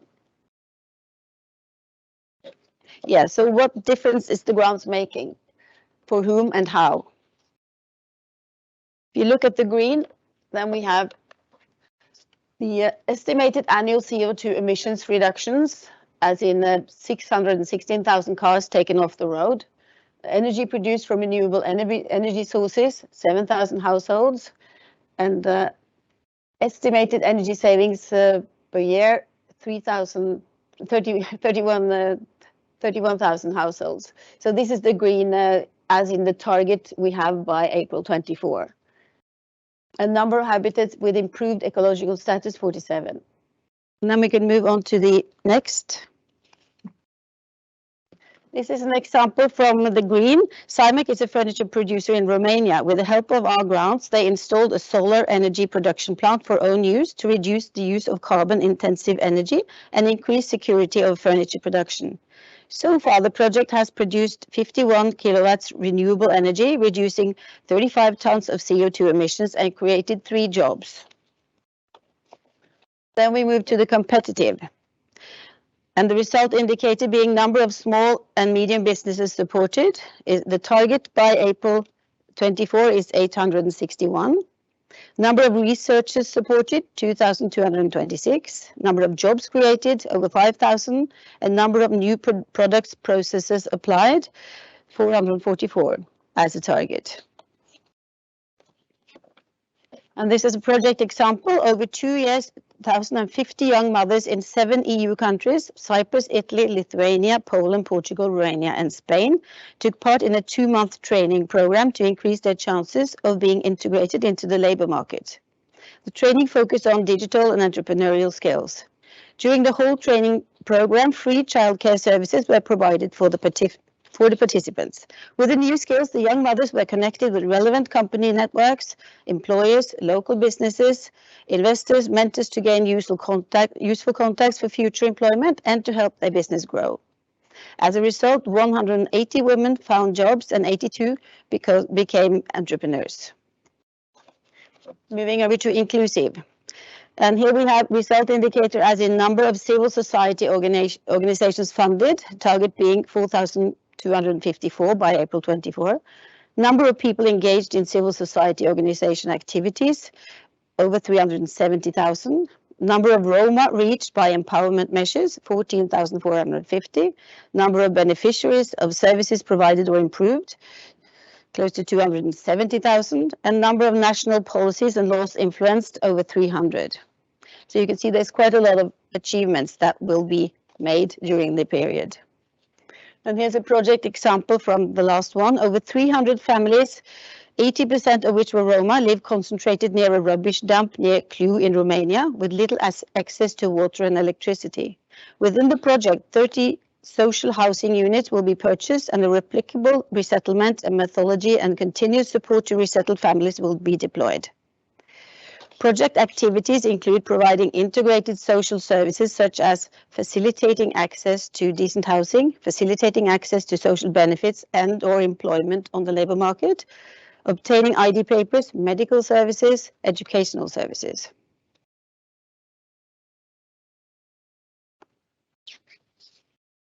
And we have the partners in the grants. Partnerships under the EEA and Norway grants offer a unique opportunity to tackle common European challenges. There's a wide spectrum of cooperation opportunities for organizations in Norway, Iceland, and Liechtenstein. The donor program partners play a strategic role in program planning and implementation, as well as in facilitating project partnership. In the 2014 to 21 funding period, there are 21 DPPs involved, 2 from Iceland, 1 from Liechtenstein, and 18 from Norway. The donor program partners are mostly public bodies with national mandates in their respective fields and with extensive international experience. These DPPs have been designated on the initiative of the donor countries. To ensure that the programs and projects EEA and Norway grants promote, hold European and international standards, the donors have established partnerships with 3 European partners in the 2014 to 21 funding period. These international partner organizations share the same aims and values as the EEA Norway grants and add value at the strategic level in relevant areas. As you see, they are OECD, Council of Europe, and FRA, as mentioned before. And then moving on to the values, because we share the values with the shared European values, which are freedom, human dignity, equality, human rights, democracy, rule of law. Those are the values that we work with, and those are the values that we stand behind, as does EU. And this is from a campaign we ran this fall on the values, where we had one value for 2 weeks, and we had videos from projects and lots of posting social media. You might have seen that. This is one of the ones on democracy. It's a choice we each make, and responsibility we all share. Democracy starts with you. We support projects that encourage active citizenship and strengthen civil society. Get involved. So a call to action there. And that was posted in all the beneficiary states and donor states and on the right channels. And we have this data and results portal, which covers the last 2 mechanism periods. And if you want to dig deeper into the data, there is lots to find on the programs, who supports them, the money, countries, projects, etc., etc. So if you're interested, do visit the portal data.eeagrants.org. And that was all I had for you for now. I think I managed to take in some of your time you lost. That was a very good wrap up, because now we are on time. Exactly. But you're not yet off the hook, actually, because there are a couple of questions. If you can just stick around for a few minutes. Yeah, I don't know if you can answer this one, but you can try. Are any agreements with Hungary foreseen? I mean, which has been in the statement. Yeah. No, as I said, in this current funding period, there won't be, because one did not agree upon that. And we're already quite far into the period. So the answer is no in this funding period. How does FMO ensure that funding is used as intended? Well, there's a continued process, of course, both from us and from the local national focal points, which are our feet on the ground, and the project operators and promoters. So it's a continuous process, and we do evaluate it every year, and we have processes for them to report to us. So it's a continued process. All right, here's one, maybe a tricky one, I don't know. Why are the grants directed at states rather than regions? Has it been considered to follow the cohesion fund structure? No, as I said earlier, we have a different system for it, and that obviously is decided by the donors in agreement with the EU. So it's not for the FMO as a secretariat to decide upon. We just basically carry out what has been decided. But that's the model for the grants, yes, on a national level. Okay. Any questions from the audience? Yes.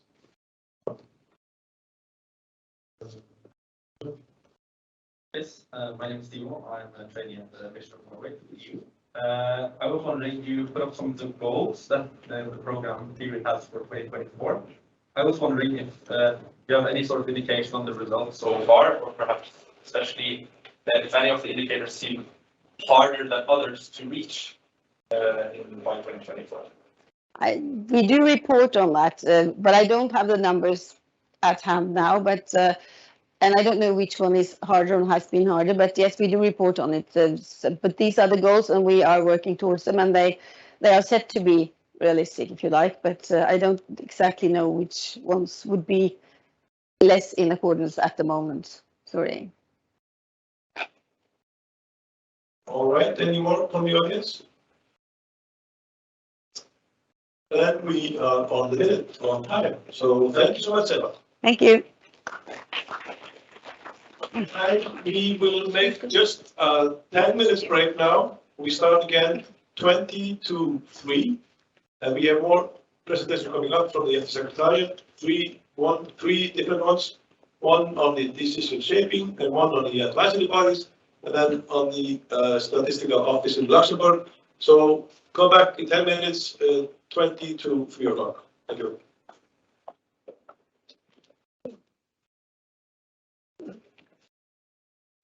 Welcome back to the EEA seminar. We have come to the last section. 3 more presentations to listen to. The first one is about decision shaping. We heard a little bit about decision shaping this morning already. There are several layers of decision shaping conducted by the EEA states and together with the Secretariat.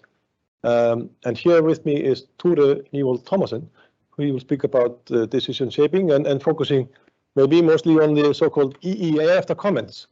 So the floor is yours. Thank you very much. Good afternoon, everybody. I know that I'm speaking to more people than I see here.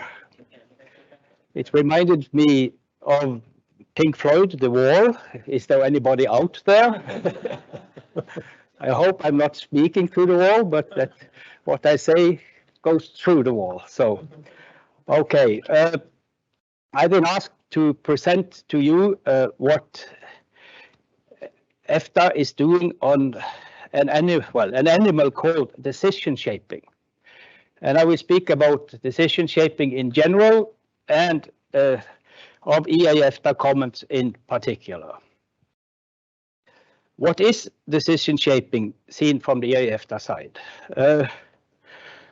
Broadly speaking, decision shaping seen from the EEA EFTA side can be seen as the process of contributing to the development of EU legislation and policy strategy up until they are formally adopted. Furthermore, contributing to the management of EU programs and to the work of EU agencies. I hope I didn't forget anything now. In 2009, there was a EFTA bulletin, a publication made on decision shaping in the EEA. This publication is available on our homepage under publications. And there are many publications, but you can even search specifically on bulletins. So please don't look for that now, but afterwards you should be free to, if I make you really interested in this. But I would like to briefly quote something from that publication in 2009 to explain a little bit more the term decision shaping or its place, so to say. Quote, the term decision shaping does not appear anywhere in the EEA Agreement, nor is it found in any standard dictionary or encyclopedia. An internet search, then in 2009, yielded almost exclusively articles related to the EEA. In short, it seems that decision shaping is a very specific EEA term.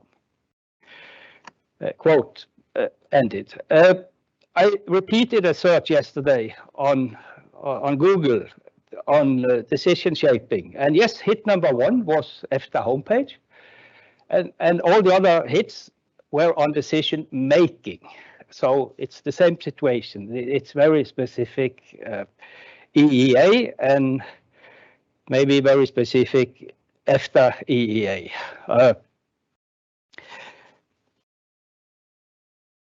The starting point then for my presentation is that EFTA takes on board EU legislation through the EEA Agreement. You have heard a lot about that today.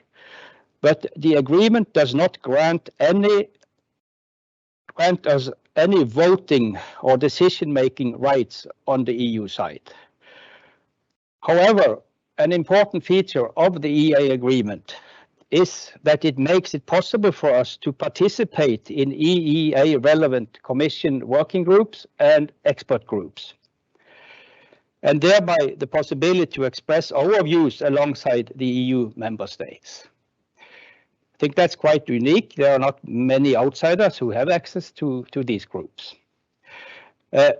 many experts from our capitals, ministries and authorities participate in the work of these Commission expert groups and committees where the Commission consults member states. So this is a very important part of our decision shaping activity. The EEA Agreement says nothing about participation in the work of the Council and the EP. So once the Commission has adopted an EEA relevant legislative proposal, there is no institutional setup for our participation in the discussions on the EU side on that proposal.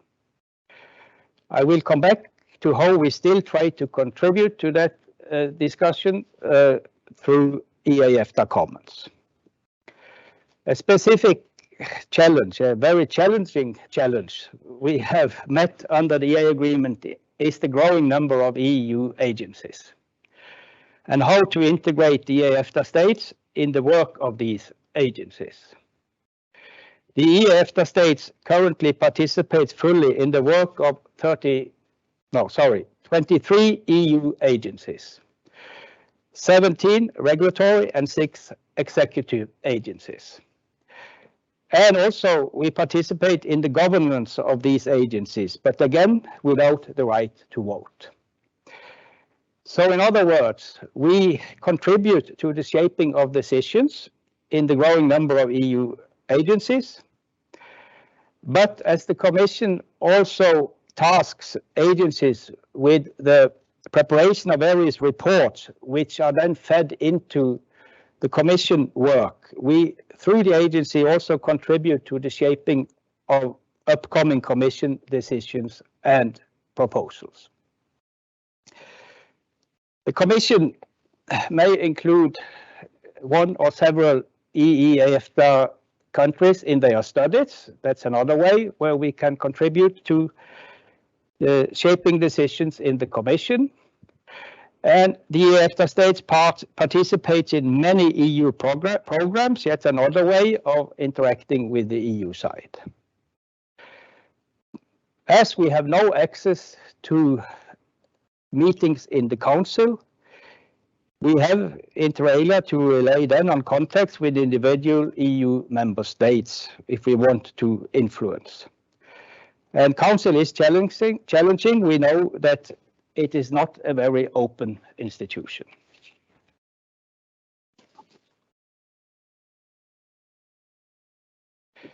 Yes or no, we have no MEPs. But as EP committees meeting are open and reports, etc., are made publicly available, it is a lot easier to follow up progress in the EP. But again, individual contacts are important if we want to contribute to what comes out of the Parliament in their discussions on Commission proposals. Speaking about the European Parliament, you will after me hear more from my colleague Christophe regarding decision shaping through the EFTA advisory bodies. They include parliamentarians, the social partners and the local and regional level.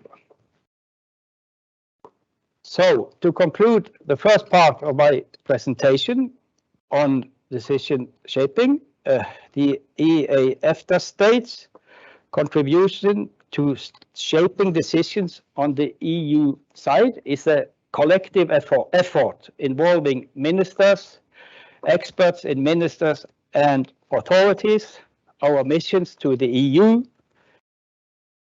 the Secretariat, not at least EEA EFTA working groups. And for the rest, I leave it to Christophe for what he is doing.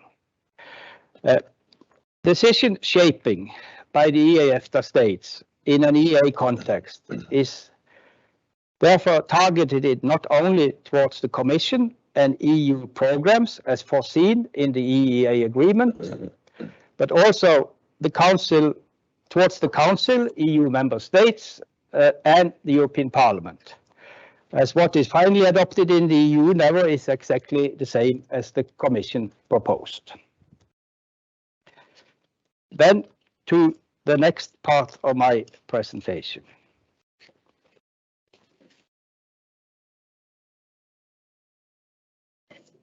EEA EFTA Commons. They are an important tool for the EEA EFTA states, and not only for decision shaping. I will come back to that. What is an EEA EFTA comment? This is, by the way, another concept which is not found in the EEA Agreement. An EEA EFTA comment is one of the ways in which the EEA EFTA states participate in shaping EU policies, programs and legislation by agreeing on common position papers. But we don't call them position papers, we call them EEA EFTA Commons. But another word more understandable from the outside word would be position papers. But there is one more very important aspect with the EEA EFTA Commons. They are actually, to my knowledge, the only way the governments of the EEA EFTA states jointly contribute in writing to shaping decisions on the EU side. EEA EFTA Commons may be issued at all levels of procedures on the EU side. They may be issued as a part of a public consultation organized by the Commission, when the Commission is preparing a legislative proposal, a policy or a strategy, or after the adoption by the Commission of a proposal throughout the co-decision procedures on the EU.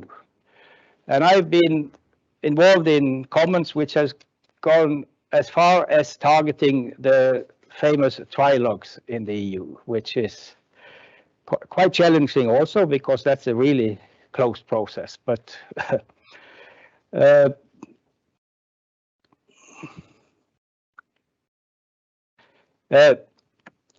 they are therefore submitted to the parts of the Commission, the relevant parts of the Commission, the relevant MEPs in the Parliament, as well as to the presidency of the European Council, the half-year presidency, and also the incoming one often, for circulation to the relevant Council working party. The EEA EFTA working groups, assisted by the EFTA Secretariat, drafts the EEA EFTA Commons. The Secretariat processes the drafts throughout the drafting and decision-making process. They are, at the very end, adopted by the Standing Committee. They go Standing Committee, before that the subcommittee, relevant subcommittee, and then all the groundwork is done in the working groups. So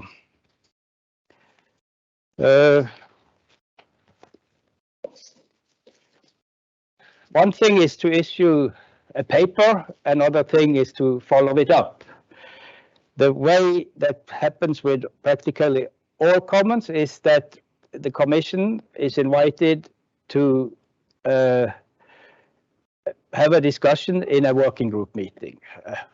Why always the Commission, you would say, if it's the Council and the Parliament that is discussing a Commission proposal? My answer is always the Commission is everywhere always. So never forget the Commission, whatever you do. Then we very often try to get someone in from, for example, the sitting presidency, and we may discuss it with individuals in the European Parliament. But we do not always manage all of this, but we try. And for those of you who are working in a ministry, an authority, in the missions on the EFTA side, use the EFTA Commons. They are free to be used, and you can contact the relevant officer in the EFTA Secretariat if you have questions or something you need to better understand, but use them. So to conclude this part of my presentation on the EFTA Commons, then they are not only an important tool for decision shaping, they also contribute to the visibility and awareness of the EEA agreement on the EU side. It's a fact of life that not everyone on the EU side knows the EEA agreement. And people who knows it suddenly change their job and there comes someone new in and they don't know it. And furthermore, they are a very useful tool in our context and discussions with the EU side for the EFTA working groups and expert groups, our missions, I hope, and capitals, and also for us to work in the EFTA Secretariat. And if we cannot shape our policies on our own, but once we have an EFTA comment, it helps us a lot to contact people in the EU institution and use this as a point of departure for discussions. Maybe some of you would have liked to ask what I will ask now. Are we heard on the EU side? This is extremely difficult to measure. A couple of years ago we discussed it and I said it's impossible to measure. But one of our present trainees, he's sitting in the room now, Ole Johan Carlsen. He was once a very courageous student. I don't think he knew what he did, but what he started on. I know what it ended with, and that's a very useful document. He wrote his master thesis on EFTA Commons. Of course, he had to get a job in the EFTA Secretariat then. So he found that in Commons, where we on the EFTA side proposed something different from what the Commission proposed in its proposal. So of course he looked at specific provisions we commented on. That was his methodology. You read 250 comments, picked out specific provisions we wanted something else than the Commission. And actually he found that the end result adopted in the EU was like we proposed, or partly as we proposed, regarding close to 60% of the example he identified. So not so bad. Well, we have to be modest. We are not alone in Brussels. So, so we can, of course, not take all the credits ourselves. I think I have one more, wherever it is. Yeah. To conclude my presentation, I'm well on time. Yeah. About 250 EFTA comments have been made, issued over 27 years with the EEA agreement. And all EEFTA comments can be found on the EFTA homepage. You go to Relations with the EU and there they are. So if you want to see this in real life, that's where you go. I can just mention that lately, maybe it's visible there, we have issued comments on the Commission proposal for a Digital Markets Act, the Digital Services Act, CO2 emissions from person cars and vans, and anti-money laundering and countering the financing of terrorism, just to show the variety.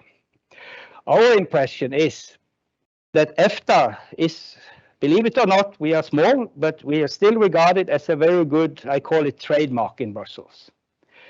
Sometimes I risk to say better than an individual EEA state. People tend to know about EFTA. I once told a Japanese I met he asked how many members do you have in EFTA? Oh, we have only 4. That few. So maybe he had learned about that when we were bigger at school, I don't know, but sorry for that. And our impression is also that our EEFTA comments often are welcomed into the debate on the EU side. They may not always disagree with us, but it's very good and welcomed when people contribute. And sometimes I hear that you have also always sometimes a little bit different approach to things, which is useful. So they may look very formal when you see them, but well, when governments speak, it becomes formal. we are on the EFTA side not regarded as lobbyists, but as what we are, an intergovernmental organization representing states that actually takes over EU legislation throughout the EEA agreement. And I heard recently that if someone in the parliament wants to meet someone from EFTA, they don't have to register it in the transparency register. So it's much easier to meet us than many others. So decision shaping under the EEA agreement through EFTA of the different reasons I have mentioned, through the different ways I have explained, I think in sum it's more than worth the efforts it takes, because it takes a lot of effort sometimes. But we could always be better. We could probably do more when it comes to, or be better when it comes to the timing of comments. It takes time to make them, to approve them, and while the procedures on the EU side goes sometimes quick, sometimes slowly. But we could improve there, and we could improve on following up the EFTA comments in contact with people on the other side, but we do not always have the resources to do what we know, to do what we know we should do. So by that, this is what I had to say. I hope it made sense, and if there are any comments or questions, please. If there are any comments, yes, apart from the EEA comments, if there are any comments or questions, yeah. Any comments from the audience? You, of course, yeah. You replied to the most tricky question. If you have any interest, so you don't need to go there. Hi, my name is Rilan, and I'm an intern at the West Norway office. It was interesting what you said about the master thesis and about how successful EFTA is in actually influencing politics. My question is whether you guys are content with the current status quo, or if you're actually actively working towards improving your chances of influencing politics, either through formal channels or informal. Thank you. I think no one can ever be happy with what is being done on influencing the EU side. There are no limits to what can be done. I heard about this Digital Services Act, Digital Market Act, that I read that these big GAFAs, they had been spending 100 million euros on lobbying the EU. So with our resources, we are not satisfied with what we do now. We have always ambitions of making more comments, but we could always do more. And as I said at the end, we could do more on following up. So to be sure that people have read it, to discuss it, and we do what we can. But I don't think we can say we are 100% satisfied that we do enough. Okay. So, Tore, again, thank you so much. You're welcome. And keep on the good work. Yes. So we are go straight to the next presentation, which is the what we call the advisory bodies. So I just have to my screen here. As you have heard, we have advisory bodies in the parliamentary committee and the constitutional committee, and the forum of regional and municipal authorities. So here we have our colleague Christoph Schipper. He is the officer to the EFTA Parliamentary Committee. Yeah. Thank you, Torfino. Should I put it here? No.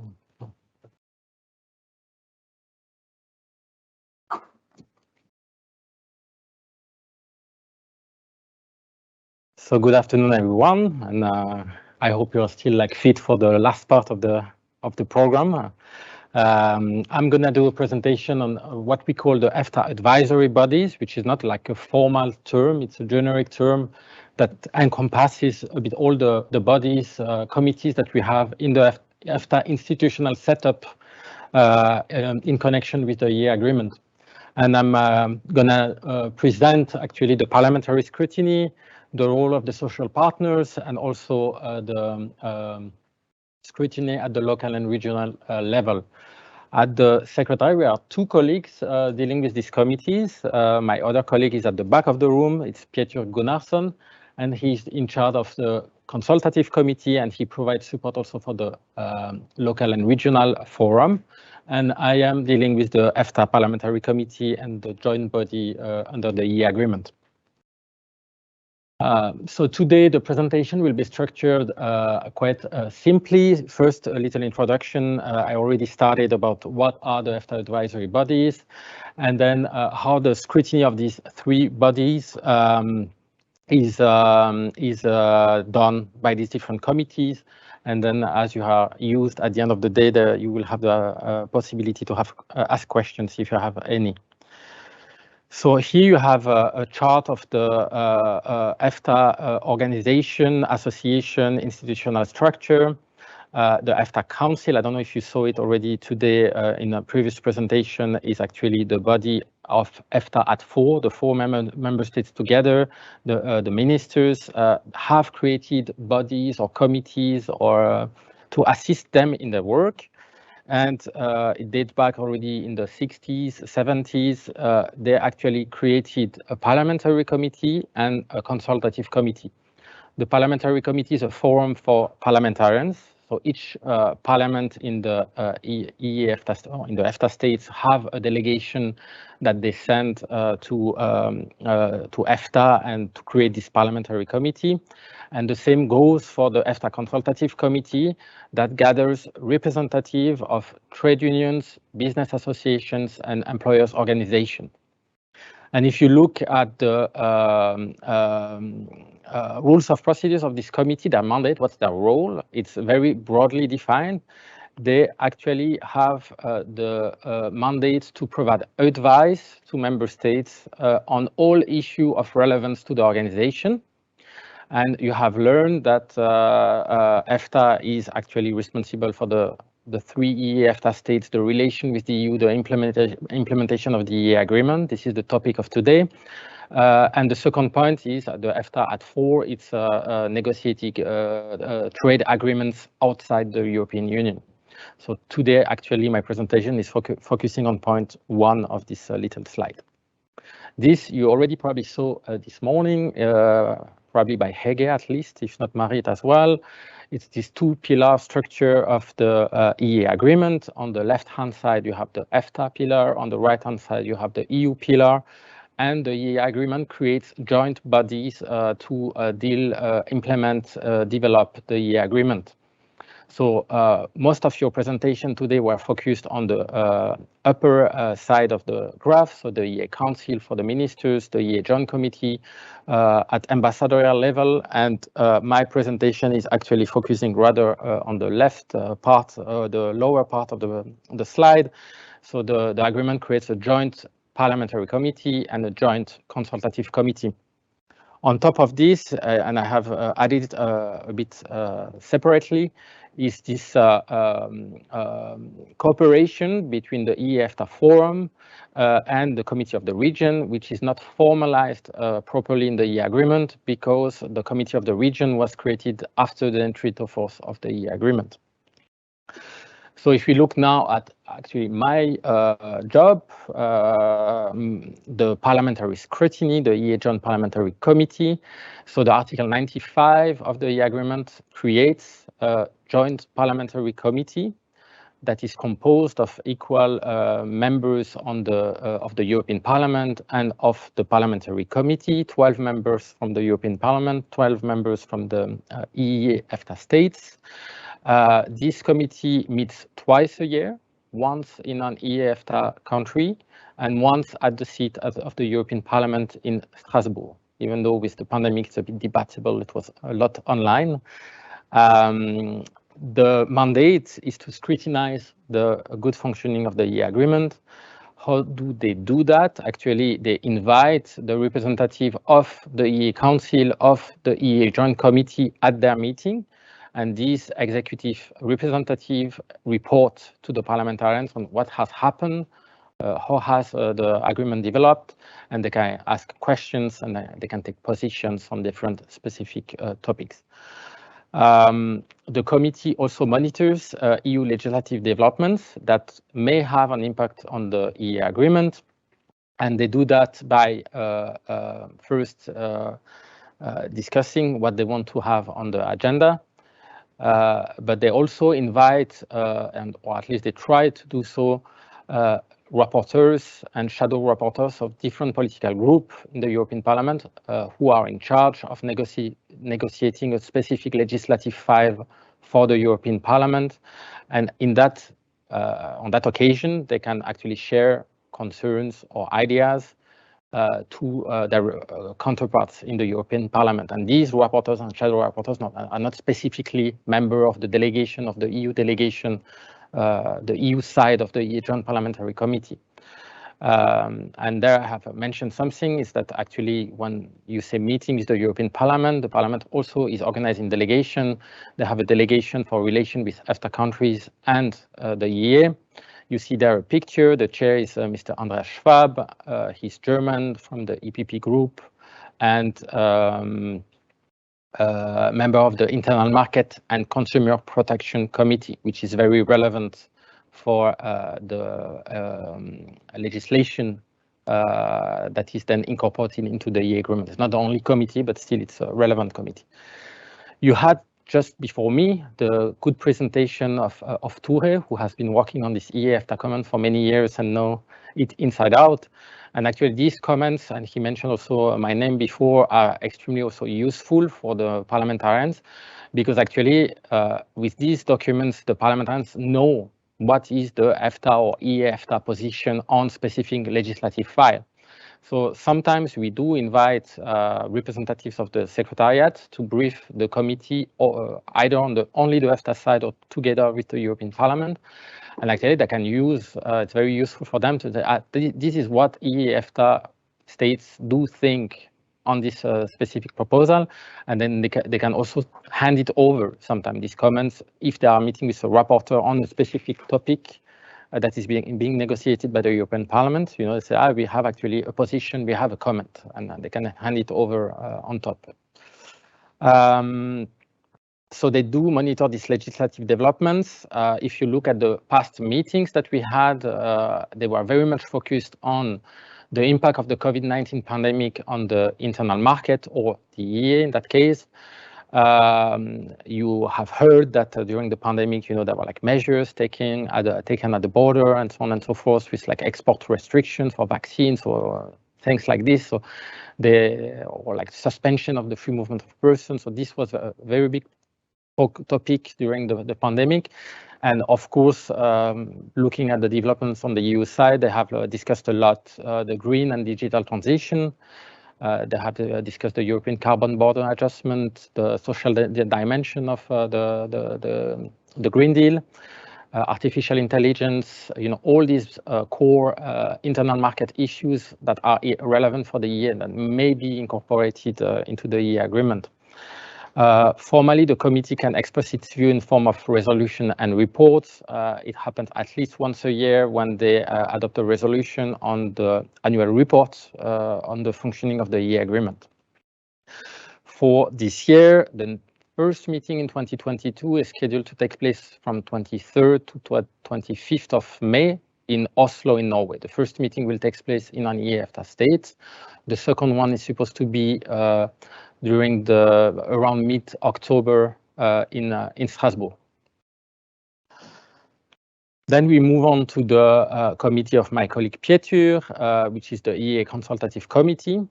So the overall functioning is similar to the Parliamentary Committee. The difference is that they meet. This committee meets once a year. So it's the EFTA Consultative Committee on the EFTA side, meeting with the representative of the European Economic and Social Committee. The role is the same, to scrutinize the development.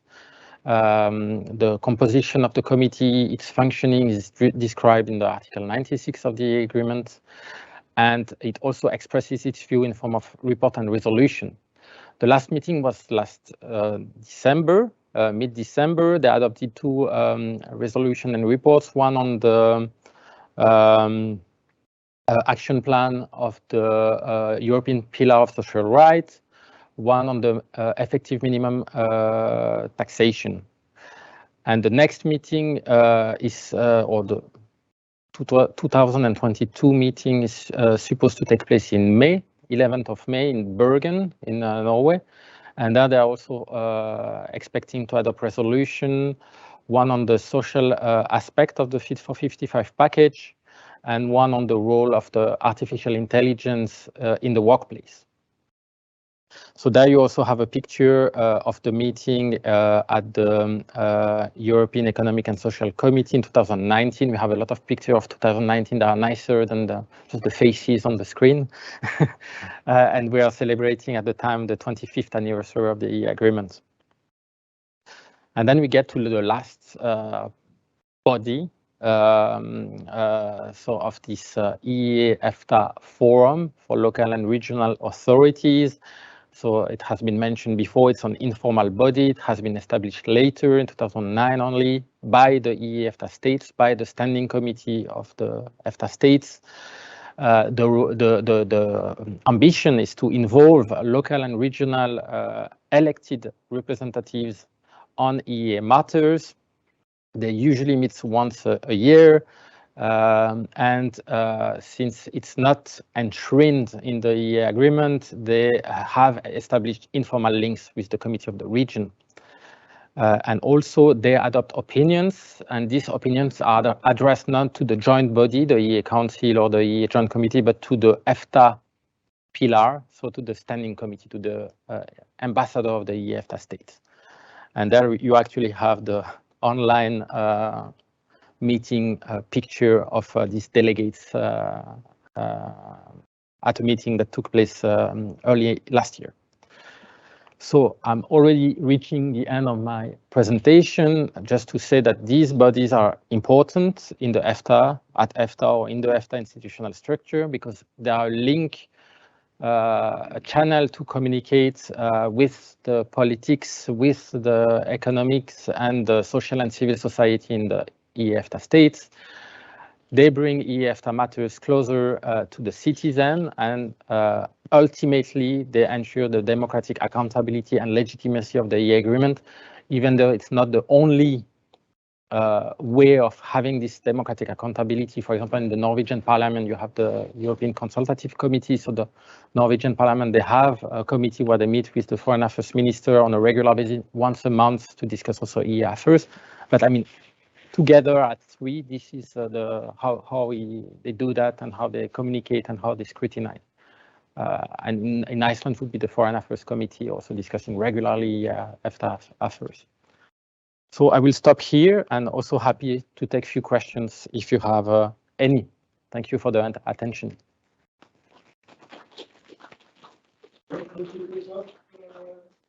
Questions from the audience? Minds of the parties?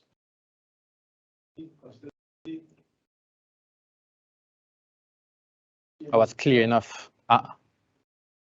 August. Yes.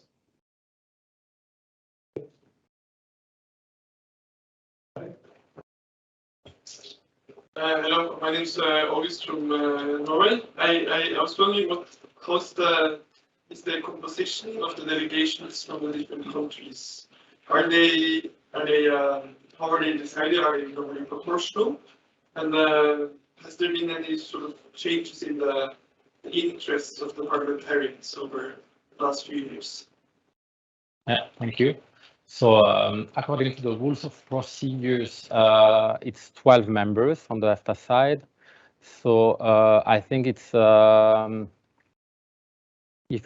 6 members from Norway, 4 members from Iceland, and 2 members from Liechtenstein. And this was agreed upon between them, to have that it represents also the proportionally the population of the countries. I don't know if it replies to the country, which delegate they send. They have their own organization, their own rules of procedure in the parliament, where they decide to organize themselves. And the same on the EU side. On the EP side, they also decide which parties are represented. And the last question on the interest of the different of the parliamentarians. I would say that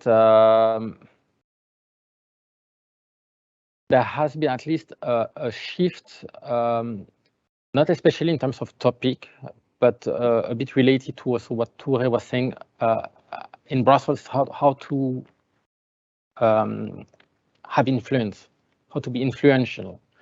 And I think there has been discussions on how can we best influence. And there has been the requests to carefully, select the topics to be put on the agenda and carefully or invest a lot to have the rapporteurs and the shadow rapporteurs coming in these meetings to actually talk to the right people, and to be visible towards like the key players in the EU decision-making process. It's about internal market, and then there was also an ambition and a strategy that was put in place at the last elections of the European Parliament to actually also kind of, Ture said we are not lobbyists, but there are like moments where maybe we have to be. And there were a lot of contacts taken with the political groups of the European Parliament, with the administration at a high level to actually also advocate saying, in this delegation responsible for EFTA and EEA, we need people who are like representing in the core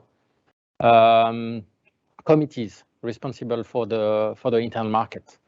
And so like it can be IMCO, Internal Market and Consumer Affairs Protection, it can be ITRE for research, it can be ENVI for the environmental aspect. And actually there has been a lot of that has been done by the Secretariat as well to raise the awareness about the importance of this cooperation. And so basically I would say rather than in terms of topic, it was rather like a more strategic approach saying we have to talk to the right persons, as Ture was saying before. So even the parliamentarians have thought about it.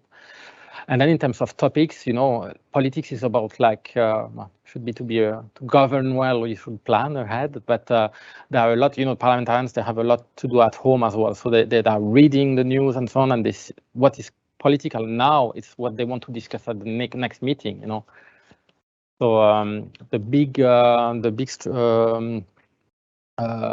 political realities in the EU are those that are the EFTA state or EFTA parliamentarians are interested in. And of course, when you talk about like the big projects such as green transition, digital transition, that they are following closely because they know that ultimately, it will be incorporated into the EEA agreement for most of them. I hope it replies somehow. Yes, thank you so much. So, okay, so now we are getting close to the end, but not entirely. So we have one presentation to go. By the way, the parliamentary committee met here in the EFTA House this last week, and you find on the website a news story about that, and you can filter any news stories on the different committees,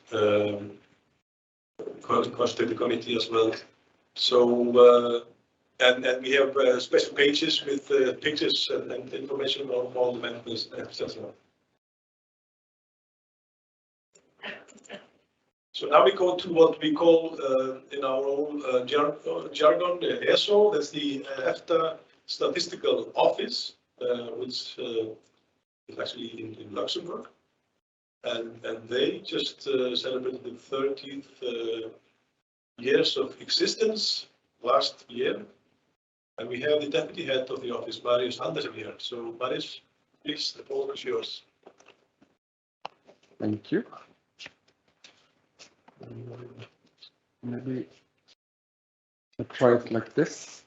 Well, good afternoon to everybody. I have the pleasure to have the last presentation today. It's about the statistical cooperation that EFTA has with Eurostat, and also I will look at a bit the role of statistics in the EEA agreement and how we work with statistics in this context. Yes, so this is the outlook of what I will talk about. I will first introduce the office and then talk a bit about European statistics and how the European statistical system works with statistics. Then I will go into a bit more on our specific work in this regard, looking at statistical legislation, inclusion monitoring, the European Statistical Training Program, and also what we call statistical technical cooperation. And if I have time, I will also look into the near future about the role of statistics in a bigger framework, which is under preparation about how EU and the EEA will work with data in the future. So this is our office. It's we share the office with Eurostat. We are actually located in the same building in Luxembourg, and we work quite closely with Eurostat, and we have a lot of day-to-day contact with them, so it's very convenient for us to be located in the same building. About the office, it was established in 1991. So as you heard, we celebrated the 30 years anniversary last year. A lot has happened since 1991, but two important milestones in this regard is first, of course, the EEA Agreement, when established in 1994, and the three EEA EFTA countries became partners in the European statistical system as well. And of course, then in 2006, the bilateral agreement with Switzerland was established. And effectively, this made all the EFTA countries part of the European statistical system. And the initial and overarching objective of the office was and still is to promote the full inclusion of the EFTA states in this system. This is, to me, a very important slide because it kind of defines the whole European statistical system. And it speaks a bit also about why we need this system and why we need European statistics. The European statistical system is the partnership between the European Community Statistical Authority, that is, of course, Eurostat, and the National Statistical Institutes of the EEA member states, that is EU and EFTA. Why does this system exist, and why do we need European statistics? So this is described in the European law on statistics, and well, the European law on statistics says that this is a partnership that exists for the development, production, and dissemination of European statistics. So this is a key term here because European law defines, together with more detailed legislation about statistics, how statistics should be made and what are the quality criteria to call it European statistics. And this is what makes it comparable. So this is how you can compare the numbers from one EU member states to another, and also within the EEA. So this is, for me, one of the ultimate outputs of this statistical system. For us in the EFTA Statistical Office, We act as a kind of broker between, or a liaison office between the EEA EFTA countries and Eurostat. And part of our work is to facilitate communication with the office between the member states and Eurostat. And a lot of the communication also goes through us. So part of our role is to kind of help and assist the member states in this day-to-day operations in the European statistical system.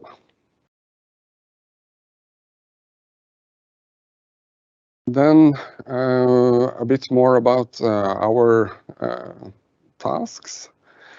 One of our key tasks is to coordinate and support the EEA EFTA statistical offices in the process of incorporating new statistical legislation in the EEA agreement. I think currently there are around 300 legal acts in the EEA agreement about statistics, so it's quite well regulated how statistics are made and the different statistical outputs. We divide this work in two main stages. One is that we monitor the legislation on a day-to-day basis to see what is the new legal acts that are coming for statistics. But we are also following very closely with Eurostat, and our countries and the EFTA Statistical Office participate in the preparation of legislation. So in a way, we already know what is coming. The second stage of this is together with our colleagues in the EFTA Secretariat to prepare after the legal acts are assessed by us and by the EEA EFTA countries,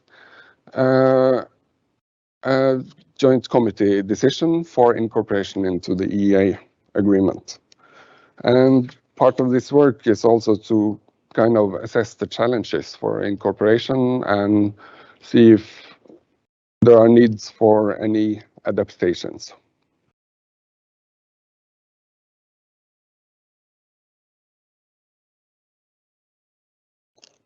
Yeah, and a bit more about statistics in the EEA agreement. Protocol 30 defines the details about how this works in practice and how the cooperation is organized.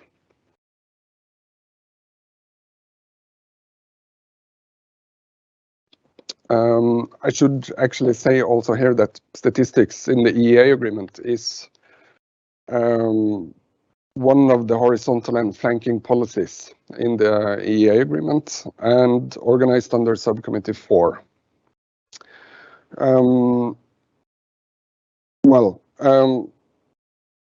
Protocol 30 says that the EFTA states participate fully without the right to vote in the EC committees and other bodies, which is related to programs and actions devoted to statistics. So as I said, we are actually involved early in the preparations. The EEA EFTA member states participate in most of the preparatory work in the ESS. And a second important point in Protocol 30 is that the EEA EFTA states are obliged to deliver data to Eurostat, which of course are EEA relevant. And on the other hand, Eurostat is obliged to include our data in publications and in public databases together with data from the EU member states. Yes, and then of course we have Annex 21 with all the legal acts, which defines how each statistical area should provide statistics or produce statistics, and what are the specific statistics that should be made.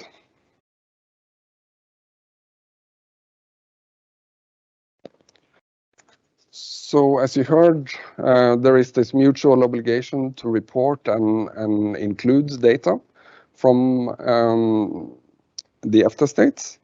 So another key task for the EFTA Statistical Office is to follow a bit how our data is doing, because this is a system that is continuously evolving.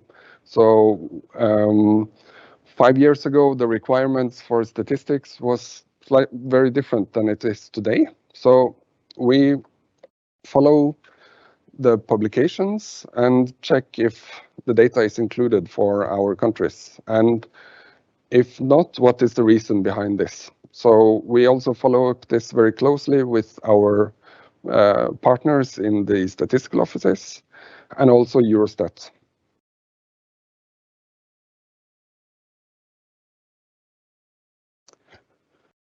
Another part here, which is interesting, is the European Statistical Training Program. It's a very broad program to provide statistical training in various areas. It can be about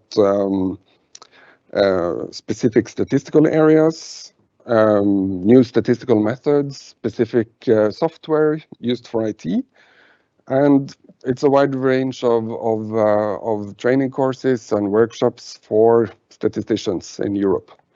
And our countries also provide courses for this program together with us, of course, in the EFTA Statistical Office. So I think since we started with this, we have held around 50 courses. And then we have also another part of our work is what we call statistical technical cooperation. And this includes providing help to partner countries outside the EU and EFTA for modernizing their statistics. This could be, or this includes horizontal aspects for the statistical institutes like IT. It could also be about statistical legislation or management topics, or the assistance can also be on very specific statistical areas. And in this work, we work closely with international partners, of course, Eurostat, but also the UNECE and the UN Statistics Division to kind of have a joint effort on many of these projects. One important part of this is, well, I have to go back. Let's see, yeah, sorry. One important part of this is also to what we call global assessments and peer reviews. And this is where we put together an expert team to kind of see how the partner countries are making statistics and where they could also maybe, well, one of the outputs is this, it helps us to identify areas for future statistical assistance. And I included also here a chart where you see, well, maybe it's a bit small, but it shows the regions where we collaborate with partner countries in this area. We have the Eastern Europe, Caucasus, and Central Asian countries, the European Neighborhood Policy countries, and the Western Balkan countries.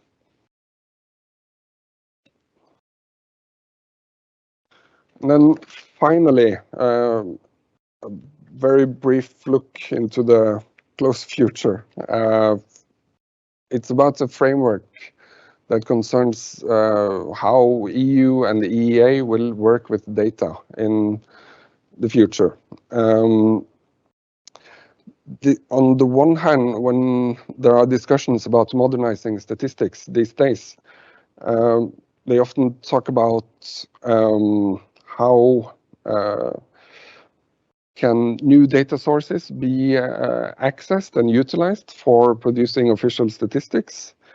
You often hear about big data, about access to privately held data, and the idea is that this could help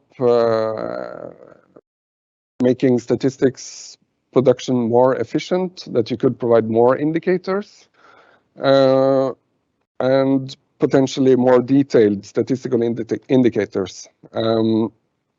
There are, of course, limitations to this, but this is part of the discussions now.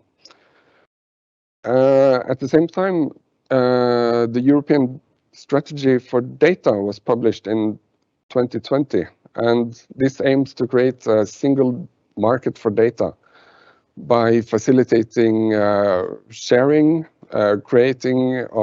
creation of different data flows, and all within the new data governance framework. So you probably heard about the European Data Act, maybe also the Data Governance Act. I mean, this is partly in preparation, but it's already mentioned in a lot of different contexts now.